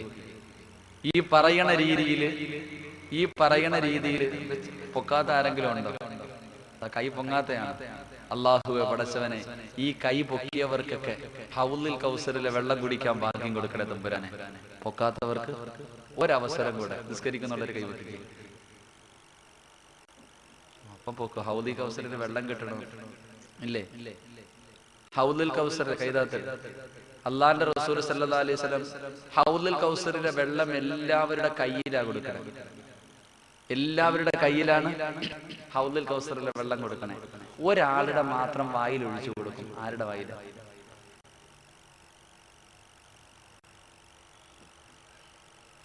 എല്ലാവർക്കും അള്ളാന്റെ റസൂൽ സല്ലല്ലാഹു അലൈഹി വസല്ലം ഹൗലുൽ കൗസറിന്റെ ഓരത്ത് പോയിട്ട് കപ്പിൽ ഇങ്ങനെ കോരി കൊടുക്കുന്ന ഒരാളുടെ വായിൽ മാത്രം ഒഴിച്ചു കൊടുക്കും. ആരുടെ വായില? അറിയില്ല. ഒറ്റ ഒരാളുടെ വായിൽ ഒഴിച്ചു കൊടുക്കുള്ളൂ. എനിക്കും അറിയില്ല. അതാണ് ഏറ്റവും നല്ലത്. അള്ളാഹു കണ്ടുപിടിക്കാൻ തൗഫീഖ് നൽകട്ടെ. ആരുടെ വായിലാന്നറിയാം? മഹാനായ ബിലാൽ റളിയല്ലാഹു അൻഹുവിന്റെ വായിൽ മാത്രം ഒഴിച്ചു കൊടുത്തു. മഹാനായ കറുത്തവനായ നീഗ്രോയായ അടിമയായിരുന്ന ബിലാൽ റളിയല്ലാഹു അൻഹുവിന്റെ വായിൽ മാത്രമേ എന്ത് ചെയ്യൂ? അള്ളാഹുവിന്റെ റസൂൽ ഹൗലുൽ കൗസറിന്റെ വെള്ളം എടുത്ത് ഒഴിച്ചു കൊടുക്കുമെന്ന് മഹാനായ ഷഫീഖുനാ റസൂലുള്ളാഹി. എന്തുകൊണ്ട്? അതിനൊരു കാരണമുണ്ട്. അതെന്റെ വിഷയമല്ലാത്തതുകൊണ്ട് ഞാൻ സംസാരിക്കുന്നില്ല. അള്ളാഹുവിന്റെ പ്രവാചകന്റെ കയ്യിൽ നിന്ന് ഹൗലുൽ കൗസർ കുടിക്കുന്നവരുടെ കൂട്ടത്തിൽ അള്ളാഹു ഉൾപ്പെടുത്തി അനുഗ്രഹിക്കുമാറാകട്ടെ. നാളെ സുബ്ഹി നിസ്കരിക്കേണ്ടത്. എന്റെ വിഷയം തീർന്നില്ല. ഇൻഷാ അല്ലാഹ് അതിന് ഏതെങ്കിലും ഒരു അവസരത്തിൽ അടുത്ത വർഷം ആവട്ടെ ഇതിന്റെ ബാലൻസ് സംസാരിക്കാം. ആഫിയത്തും ദീർഘായുസ്സും ഇവർക്കൊക്കെ അള്ളാഹു ഈമാൻ കൊടുത്ത് അതിൽ പങ്കെടുപ്പിക്കാനുള്ള ഭാഗ്യം കൊടുത്ത് അനുഗ്രഹിക്കുമാറാകട്ടെ ഇൻഷാ അല്ലാഹ്. അതുകൊണ്ട് നാളത്തെ സുബ്ഹി നിസ്കാരം നാളെ രാവിലെ എഴുന്നേൽക്കണം. രാവിലെ എഴുന്നേറ്റിട്ട് പോയി ഒളു എടുക്കണം. ഒളു എടുക്കുമ്പോൾ സാധാരണ ദിവസം നല്ല തണുപ്പാണല്ലോ, അങ്ങോട്ട് പോയിട്ട് ഇങ്ങനെ ഹൗദിനകത്ത് ഇപ്പൊ കണ്ടിട്ടില്ലേ, ഇവിടെ പിന്നെ വലിയ ഹൗദില്ലാത്തതുകൊണ്ട് രക്ഷപ്പെട്ടു. ചില പള്ളിയിലൊക്കെ ആണെങ്കിൽ സമയമില്ല, ഇമാമ് റുക്കൂയിൽ പോകുന്ന അങ്ങോട്ട് പോവുക, 3 പ്രാവശ്യം ഇങ്ങനെ കൈയെടുക്കാനൊന്നും സമയമില്ല, ഇട്ട് 4 മുക്കലായി ഇങ്ങനെ വാരി. ചിലരാണെങ്കിൽ തലയും മുഖവും എല്ലാം കൂടെ ഒരുമിച്ചാ കഴിയണം. അവസാനം നോക്കേണ്ടത്, അവസാനമാണെങ്കിൽ ഈ തല ഷാഫി മദ്ഹബ് അനുസരിച്ച് ഒരു മുടി അല്ലെങ്കിൽ ഒരു മുടിയുടെ അല്പമെങ്കിലും തടകിയാൽ മതി. അങ്ങോട്ട് പോയിട്ട് ഇങ്ങനെ തടകുമ്പോ നേരെ എങ്ങനെ തടയിക്കോളൂ. തല തടകുമ്പോ പോലും അത് മദ്ഹബിലെ അഭിപ്രായ വ്യത്യാസം കൊണ്ടെങ്കിൽ 4/1 ഭാഗം തടകണമെന്ന ഇമാം അബൂ ഹനീഫ റഹ്മത്തുള്ളാഹി പറയുന്നു. അപ്പൊ എല്ലാരെയും ഒതു കൊടുക്കുമ്പോ പോയിട്ട് ഇങ്ങനെ തൊട്ട്, ചിലരാണെങ്കിൽ കൈയിട്ട് ഇങ്ങനെ ഒന്ന് മുക്കി, ചിലര് ഇങ്ങനെയൊക്കെ ഒതു കൊടുത്താൽ പോരാ. ആത്മാർത്ഥമായി ഒരു ഈമാനുള്ള മനുഷ്യന്റെ ഏറ്റവും വലിയ അടയാളം ഇമാം ഗസാലി റഹ്മത്തുള്ളാഹി പറയുന്നു, സമാധാനത്തോടു കൂടി ആരെങ്കിലും ഒതുവെടുക്കുന്ന കണ്ടാൽ അവൻ ഈമാനിന്റെ അടയാളമാണെന്ന് മഹാനവറുകൾ പഠിപ്പിക്കുക. അപ്പൊ അതുകൊണ്ട് സമാധാനത്തിൽ ഒതുവെടുക്കണം, എന്നിട്ട് മുസല്ലി വരണം, വന്നിട്ട് സ്വന്തം ശരീരത്ത് നോക്കണം, ധരിച്ചിരിക്കണ വസ്ത്രം. ഇതിനകത്ത് 1 രൂപയെങ്കിലും ഹറാമായത് ഉണ്ടായിട്ടുണ്ടോ? ഹലാലായ വസ്ത്രം, ഹലാലായ സമ്പത്തിലുണ്ടാക്കിയ വസ്ത്രം ധരിക്കണം. എന്നിട്ട് അല്ലാഹുവിന്റെ റസൂൽ സല്ലല്ലാഹു അലൈഹി വസല്ലമ തങ്ങൾ ഖാതിമുൽ അസം റളിയല്ലാഹു അൻഹുവിന് കൊടുത്ത ഉപദേശങ്ങൾ 5 കാര്യങ്ങളാണ്. നിസ്കാരം ശരിയാകാനുള്ള 5 കണ്ടീഷൻ അള്ളാഹുവിന്റെ പ്രവാചകം പറയുന്നു. ഒന്നാമത്തെ കണ്ടീഷൻ, നാളത്തെ സുബഹി നമസ്കാരത്തിന് കടുവാ പള്ളിയുടെ മിനാരത്തിൽ നിന്ന് ബാങ്കിന്റെ ധ്വനി കേൾക്കുമ്പോൾ പള്ളിക്കകത്തേക്ക് കടന്നു വരുന്ന സഹോദരങ്ങൾ, എന്റെ പ്രിയപ്പെട്ട സഹോദരിമാരെ, വീട്ടിലതാ രാവിലെ എഴുന്നേൽക്കുകയാണ്, സുബഹിക്ക് നമസ്കാരത്തിന് വേണ്ടി മുസല്ലയിലേക്ക് കയറി നിൽക്കണം. എന്നിട്ട് അങ്ങോട്ട് നിയ്യത്ത് ചെയ്യണം. നിയ്യത്ത് ചെയ്തിട്ട് കൈ കെട്ടുന്നതിന് മുമ്പ് ഒന്നാമത്തെ കണ്ടീഷനായിട്ട് അല്ലാഹുവിന്റെ റസൂല് പറയുകയാ, ലക്ഷക്കണക്കിന് കിലോമീറ്ററുകൾക്ക് അപ്പുറത്ത് കിടക്കുന്ന കഅബാലയമുണ്ടല്ലോ. ഏതൊരു മനുഷ്യനും കഅബാലയത്തിന്റെ മുറ്റത്ത് പോയിട്ട് കഅബ ആദ്യമായിട്ട് കാണുമ്പോൾ എന്ത് ചോദിച്ചാലും അല്ലാഹ് തരാമെന്ന് പറഞ്ഞ കഅബാലയമുണ്ടല്ലോ. ഈ കടുവാ പള്ളിയിൽ എത്രയോ വർഷം കൊണ്ട് കഅബയ്ക്ക് നേരെ നിന്നാ നിസ്കരിക്കുന്നത്.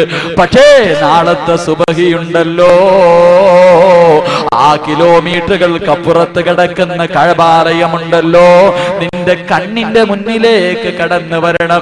നിന്റെ കണ്ണിന്റെ മുന്നിലേക്ക് കടന്നു വരണം. കഅബയെ കണ്ടുകൊണ്ട് നിസ്കരിച്ചാൽ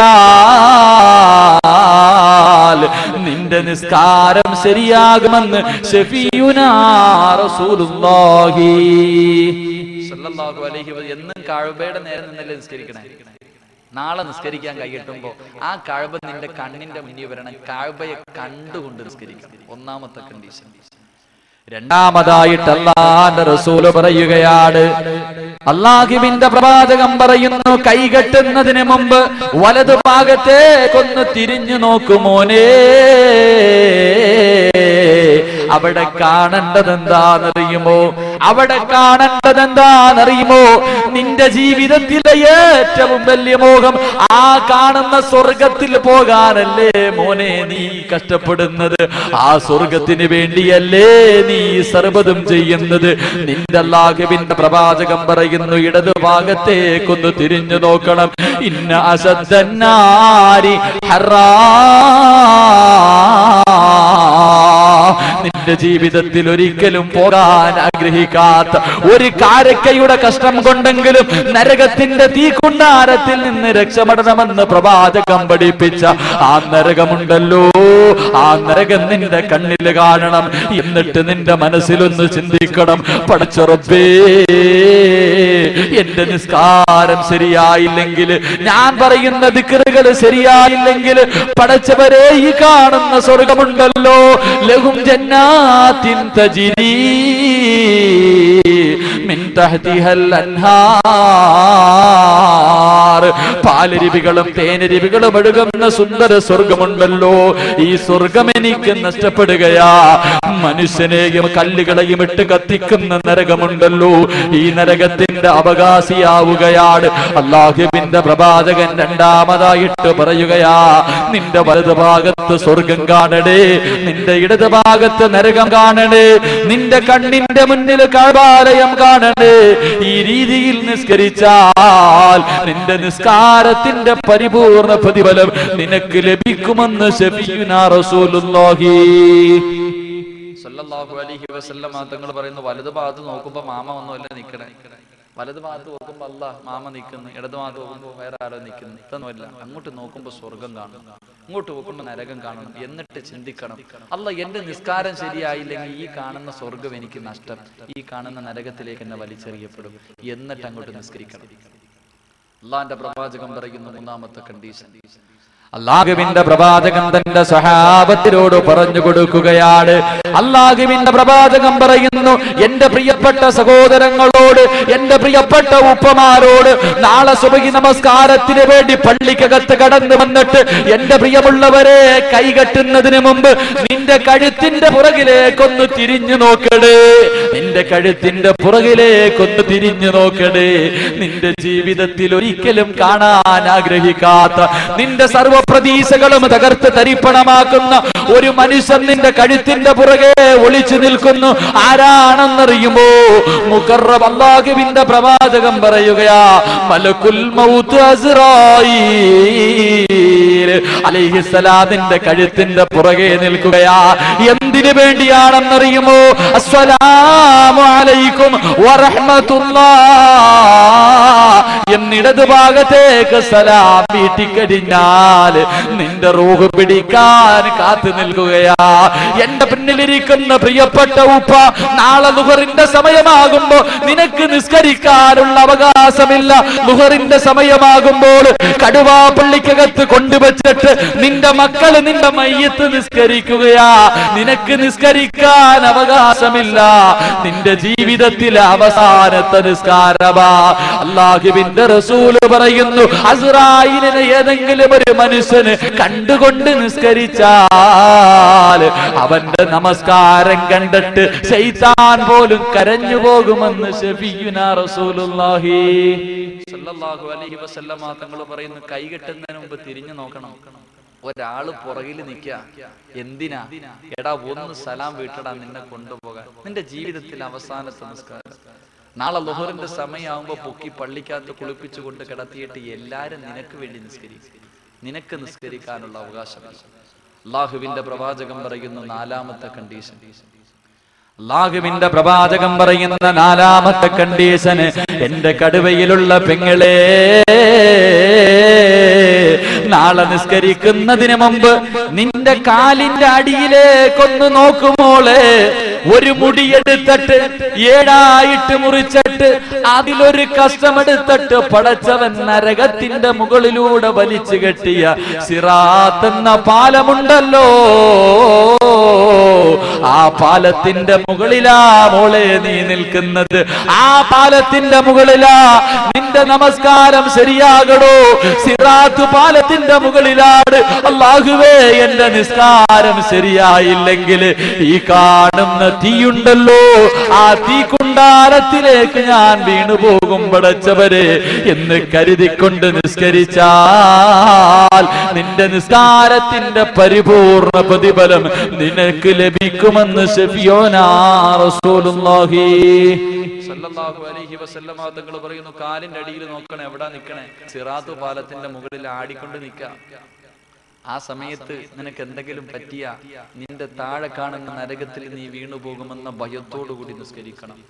അവസാനമായിട്ട് ഹാത്തിമുൽ ഹസൻ റളിയല്ലാഹു അൻഹുവിന് അല്ലാഹുവിന്റെ പ്രവാചകൻ കൊടുത്ത ഉപദേശത്തിൽ 5-ാമത്തെ കാര്യം, അല്ലാഹുവിന്റെ പ്രവാചകൻ പറയുന്നു, മോനെ ചെറുപ്പക്കാരാ,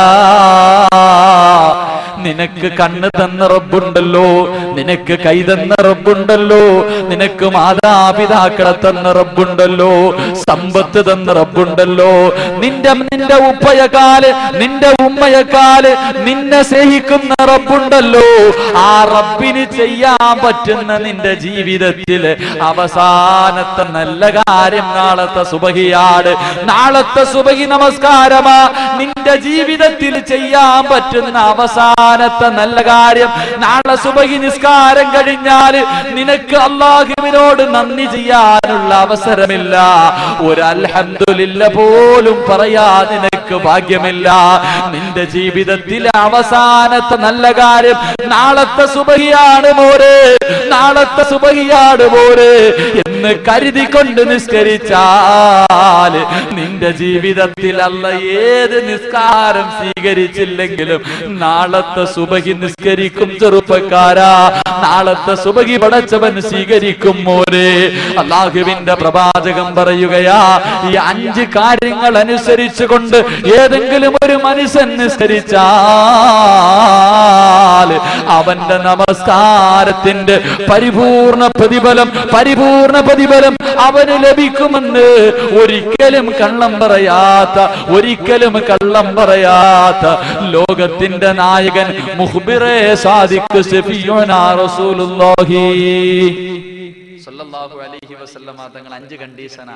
ഒന്ന്, കൈകെട്ടുന്നതിന് മുമ്പ് നേരെ നോക്കുമ്പോ കഅബാലയം, വലതു ഭാഗത്ത് സ്വർഗം, ഇടതു ഭാഗത്ത് നരകം, കഴുത്തിന്റെ പുറകിൽ അസ്റായിൽ കാത്തു നിൽക്കുന്നു, കാലിന്റെ അടിയിൽ നോക്കുമ്പോ സിറാത്ത് പാലം. നിന്റെ ജീവിതത്തിൽ ചെയ്യാൻ പോകുന്ന അവസാനത്തെ നല്ല കാര്യം ഒന്ന് നിസ്കരിച്ച് നോക്ക്, ശരിയാകും. അല്ലാഹു ഈമാൻ നൽകി അനുഗ്രഹിക്കുമാറാകട്ടെ. നാളെ പരലോകത്ത് ചെല്ലുമ്പോ അല്ലാഹു മുഖത്തേക്ക് നമ്മുടെ ഇബാദത്തുകൾ വലിച്ചെറിയല്ലേ പടച്ചവനെ. അല്ലാഹുവേ, മീസാൻ എന്ന ത്രാസിൽ ഭാരമുള്ള വസ്തുക്കളുടെ കൂട്ടത്തിൽ ഞങ്ങളുടെ നിസ്കാരത്തെ നീ ഉൾപ്പെടുത്തി അനുഗ്രഹിക്കണേ തമ്പുരാൻ. ഈ രീതിയിൽ എല്ലാ വക്തവും നിസ്കരിച്ചു 5 വക്ത് നിസ്കാരവും ഇതേ രീതിയിലൊന്ന് നിസ്കരിക്കുക. നാളെ സുബഹിയിൽ മാത്രം ഒതുക്കരുത്, ടെസ്റ്റ് ചെയ്യണം. നാളെ സുബഹി, നാളെ ഒന്ന് ടെസ്റ്റ് ചെയ്യണം. സുബഹി പറ്റിയില്ലെങ്കിൽ ലോഹറിന് ടെസ്റ്റ് ചെയ്യണം. നിനക്ക് ആ ഹൗഫ് സുബഹി നിസ്കരിക്കുമ്പോഴും ശൈത്താൻ വരുന്നുണ്ടെങ്കിൽ വിചാരിക്കണം എന്റെ നമസ്കാരം ശരിയായിട്ടില്ല. ലോഹറിനെ നോക്കണം. ലോഹറിന് പറ്റിയില്ലേ അസറിന് നോക്കണം. അസറിനും പറ്റിയില്ലേ, നിന്റെ ജീവിതത്തിൽ മരിക്കുന്നതിന് മുമ്പ് എന്നെങ്കിലും ഒരു ദിവസം നിനക്ക് അങ്ങനെ നിസ്കരിക്കാൻ പറ്റിയ നീ ലോകത്തിൽ നീ യാത്ര പറയുന്ന സമയത്ത് അഷ്ഹദു അല്ലാ ഇലാഹ ഇല്ലല്ലാഹ് വഅഷ്ഹദു അന്ന മുഹമ്മദുർ റസൂലുള്ളാഹി എന്ന് പറഞ്ഞു മരിക്കാനുള്ള ഭാഗ്യം അല്ലാഹു നിനക്ക് നൽകും. അങ്ങനെ ഷഹാദത്ത് കലിമ ചൊല്ലി മരിക്കുന്ന യഥാർത്ഥ മുത്തഖീങ്ങളിലും മുഖ്ലിസീങ്ങളിലും അല്ലാഹു ഉൾപ്പെടുത്തി അനുഗ്രഹിക്കുമാറാകട്ടെ. സമയം ഒരുപാട് അതിക്രമിച്ചു. ഇൻഷാ അല്ലാഹ് അവസാനമായിട്ട് ഒരേ ഒരു കാര്യമാണ് എനിക്ക് പറയാനുള്ളത്. ഇത്രയും നേരം പറഞ്ഞത് നിങ്ങൾക്ക് ഇഷ്ടമുണ്ടെങ്കിൽ അനുസരിക്കുക, ഇല്ലെങ്കിൽ വേണ്ട, അത് അവരവരുടെ ഇഷ്ടം. പക്ഷെ ഇനി പറയണ ഒരു കാര്യം നിങ്ങൾ ആരെങ്കിലും അനുസരിച്ചാൽ നിങ്ങളും രക്ഷപ്പെടും, ഞാനും രക്ഷപ്പെടും. നിങ്ങളും രക്ഷപ്പെടും, ഞാനും രക്ഷപ്പെടും. ഒരുപാട് സഹോദരങ്ങൾ വെളിയിൽ നിൽക്കുന്ന ദുആ ചെയ്യാൻ പോവാ, കയറി വന്ന് ആമീൻ പറഞ്ഞിട്ടുണ്ട്. സ്വർഗത്തിൽ നിന്ന് ആമീൻ പറയണം, അതാണ് ഏറ്റവും വലുത്. പള്ളിയുടെ വെളിയിൽ നിൽക്കുന്ന സഹോദരങ്ങൾ ദുആ ചെയ്യാൻ പോവാ, ദുആയില്ലെങ്കിൽ അകത്തോട്ട് കയറിക്കുക. ഇവിടാണെങ്കിൽ പിന്നെ പിരിവൊന്നുമില്ലല്ലോ. സാധാരണ പിരിവും അങ്ങനെയൊക്കെ ഉള്ളത് കൊണ്ടാണ്, ഇരിക്കാൻ സ്ഥലമൊക്കെ ഉണ്ട്. നിങ്ങൾ അകത്തോട്ട് കയറി ദുആ ചെയ്യാൻ പോവാ. അല്ലാഹു ഈമാൻ കൊടുത്ത് അനുഗ്രഹിക്കുമാറാകട്ടെ. അപ്പൊ ഈ പറയണ ഒരു കാര്യം നിങ്ങൾ ചെയ്താ നിങ്ങളും രക്ഷപ്പെടും, ഞാനും രക്ഷപ്പെടും. എന്താണെന്നറിയുമോ? അല്ലാഹുവിന്റെ പ്രവാചകൻ സല്ലല്ലാഹു അലൈഹി വസല്ലമ തങ്ങള് ഒരു ദിവസം ഇശാ നമസ്കാരം കഴിഞ്ഞപ്പോൾ ഉമർ ഇബ്നുൽ ഖത്താബ് റളിയല്ലാഹു തആല അൻഹു തന്റെ വീട്ടിലേക്ക് കടന്നു പോകുമ്പോ അല്ലാഹുവിന്റെ റസൂൽ വിളിച്ചു, ഉമറേ ഒന്ന് നിൽക്കണേ ഉമറേ. അല്ലാഹുവിന്റെ പ്രവാചകൻ ഉമറിനെ വിളിച്ചിട്ട് പറയുന്നു, ഉമറേ, രാത്രി കിടന്നുറങ്ങുന്നതിന് മുമ്പ് അല്ലാഹുവിന്റെ പരിശുദ്ധ ഖുർആനിൽ 1000 ആയത്തോതിയിട്ട് കിടന്നുറങ്ങണേ ഉമറേ. അല്ലാഹുവിന്റെ പ്രവാചകൻ ഉമർ ഇബ്നുൽ ഖത്താബ് റളിയല്ലാഹു അൻഹു ഇശാ നിസ്കാരം കഴിഞ്ഞ് വീട്ടിൽ പോകുമ്പോൾ വിളിച്ചിട്ട് പറഞ്ഞേ, ഉമറേ, രാത്രി കിടന്നുറങ്ങുന്നതിന് മുമ്പ് ഖുർആനിൽ നിന്ന് 1000 ആയത്തോതിയിട്ട് ഉറങ്ങണം. ഉമർ ഇബ്നുൽ ഖത്താബ് റളിയല്ലാഹു അൻഹു പറഞ്ഞു, നബിയെ, ഞാൻ അർത്ഥം പറഞ്ഞു ഓതുന്നത്, ഞാൻ ഓതുക സുബഹി ആയാലും എനിക്ക് 1000 ആയത്ത് ഓതി തീർക്കാൻ കഴിയില്ല. കാരണം എന്താ? അവരർത്ഥം പറഞ്ഞു ഓതുന്നത് കൊണ്ട്. നമ്മളാണെങ്കിൽ ഹത്തം തീർക്കും ഒറ്റ രാത്രിയാണ്. നമ്മൾ എത്രയും നാളുകൊണ്ട് ഫാത്തിഹ കേൾക്കുന്ന അർത്ഥം എന്താണെന്നറിയാം? നമുക്ക് അതിന് പോലും സമയമില്ല. മഹാനായ ഉമർ ഖത്താബ് റളിയല്ലാഹു അൻഹു നബിയെ സുബഹി ആയാലും ഓതി തീർക്കാൻ കഴിയില്ല. അല്ലാഹുവിന്റെ റസൂൽ പറഞ്ഞു, ഞാനൊരു ചെറിയ സൂറത്ത് പറഞ്ഞുതരാം, ഞാനൊരു ചെറിയ സൂറത്ത് നിനക്ക് പറഞ്ഞു തരാം. അത് നീ പഠിച്ച് നിന്റെ കുടുംബത്തെ കൊണ്ട് ഓതിപ്പിച്ചിട്ട് കടന്നുറങ്ങിയ അള്ളാന്റെ പരിശുദ്ധ ഖുർആനിലെ 1000 ആയത്തോതിയ പ്രതിഫലം നിനക്ക് എഴുതപ്പെടുമെന്ന് ശഫീഉനാ റസൂലുള്ളാഹി സ്വല്ലല്ലാഹു അലൈഹി വസല്ലം. ഒരു ചെറിയ സൂറത്ത്. ഈ സൂറത്ത് രാത്രി കടന്നുറങ്ങുന്നതിന് മുമ്പ് ഒരു പ്രാവശ്യം ഓതി. ഇത് ഓതിയാലുള്ള പ്രയോജനം എന്താണെന്നറിയോ? അങ്ങനെയാണല്ലോ, പ്രയോജനം അറിഞ്ഞാലല്ലേ ഓതി. ഒന്നാമത്തെ പ്രയോജനം, അള്ളാന്റെ റസൂൽ സല്ലല്ലാഹു അബൂ ഹുറൈറ റളിയല്ലാഹു തആല അൻഹു റിപ്പോർട്ട് ചെയ്യുന്ന ഹദീസിൽ കാണാം, അള്ളാന്റെ പരിശുദ്ധ ഖുർആനിലെ ഒരായത്ത് ഖുൽ ഹുവല്ലാഹു അഹദ് എന്ന് ഇന്ന് രാത്രി ഏതെങ്കിലും ഒരു വാപ്പയോ സഹോദരിയോ വീട്ടിൽ പോയിട്ട് മോനെ വിളിച്ച് അടുത്തിരുത്തിയിട്ട് പഠിക്കടാ ഖുൽ ഹുവല്ലാഹു അഹദ് എന്ന് ഓതാൻ പഠിപ്പിച്ച ഖുൽ ഹുവല്ലാഹു അഹദ് എന്ന സൂറത്ത് ഖുർആനിലെ ഒരായത്ത് 6666 ആയത്തിൽ നിന്ന് ഏതെങ്കിലും ഒരായത്ത് കണ്ടോതാൻ പഠിപ്പിച്ച കിട്ടുന്ന പ്രതിഫലം എന്താണെന്നറിയോ? അള്ളാന്റെ റസൂൽ പറയുന്നു, മൻ അല്ലമ വലദഹു ആയത്തൻ മിനൽ ഖുർആൻ.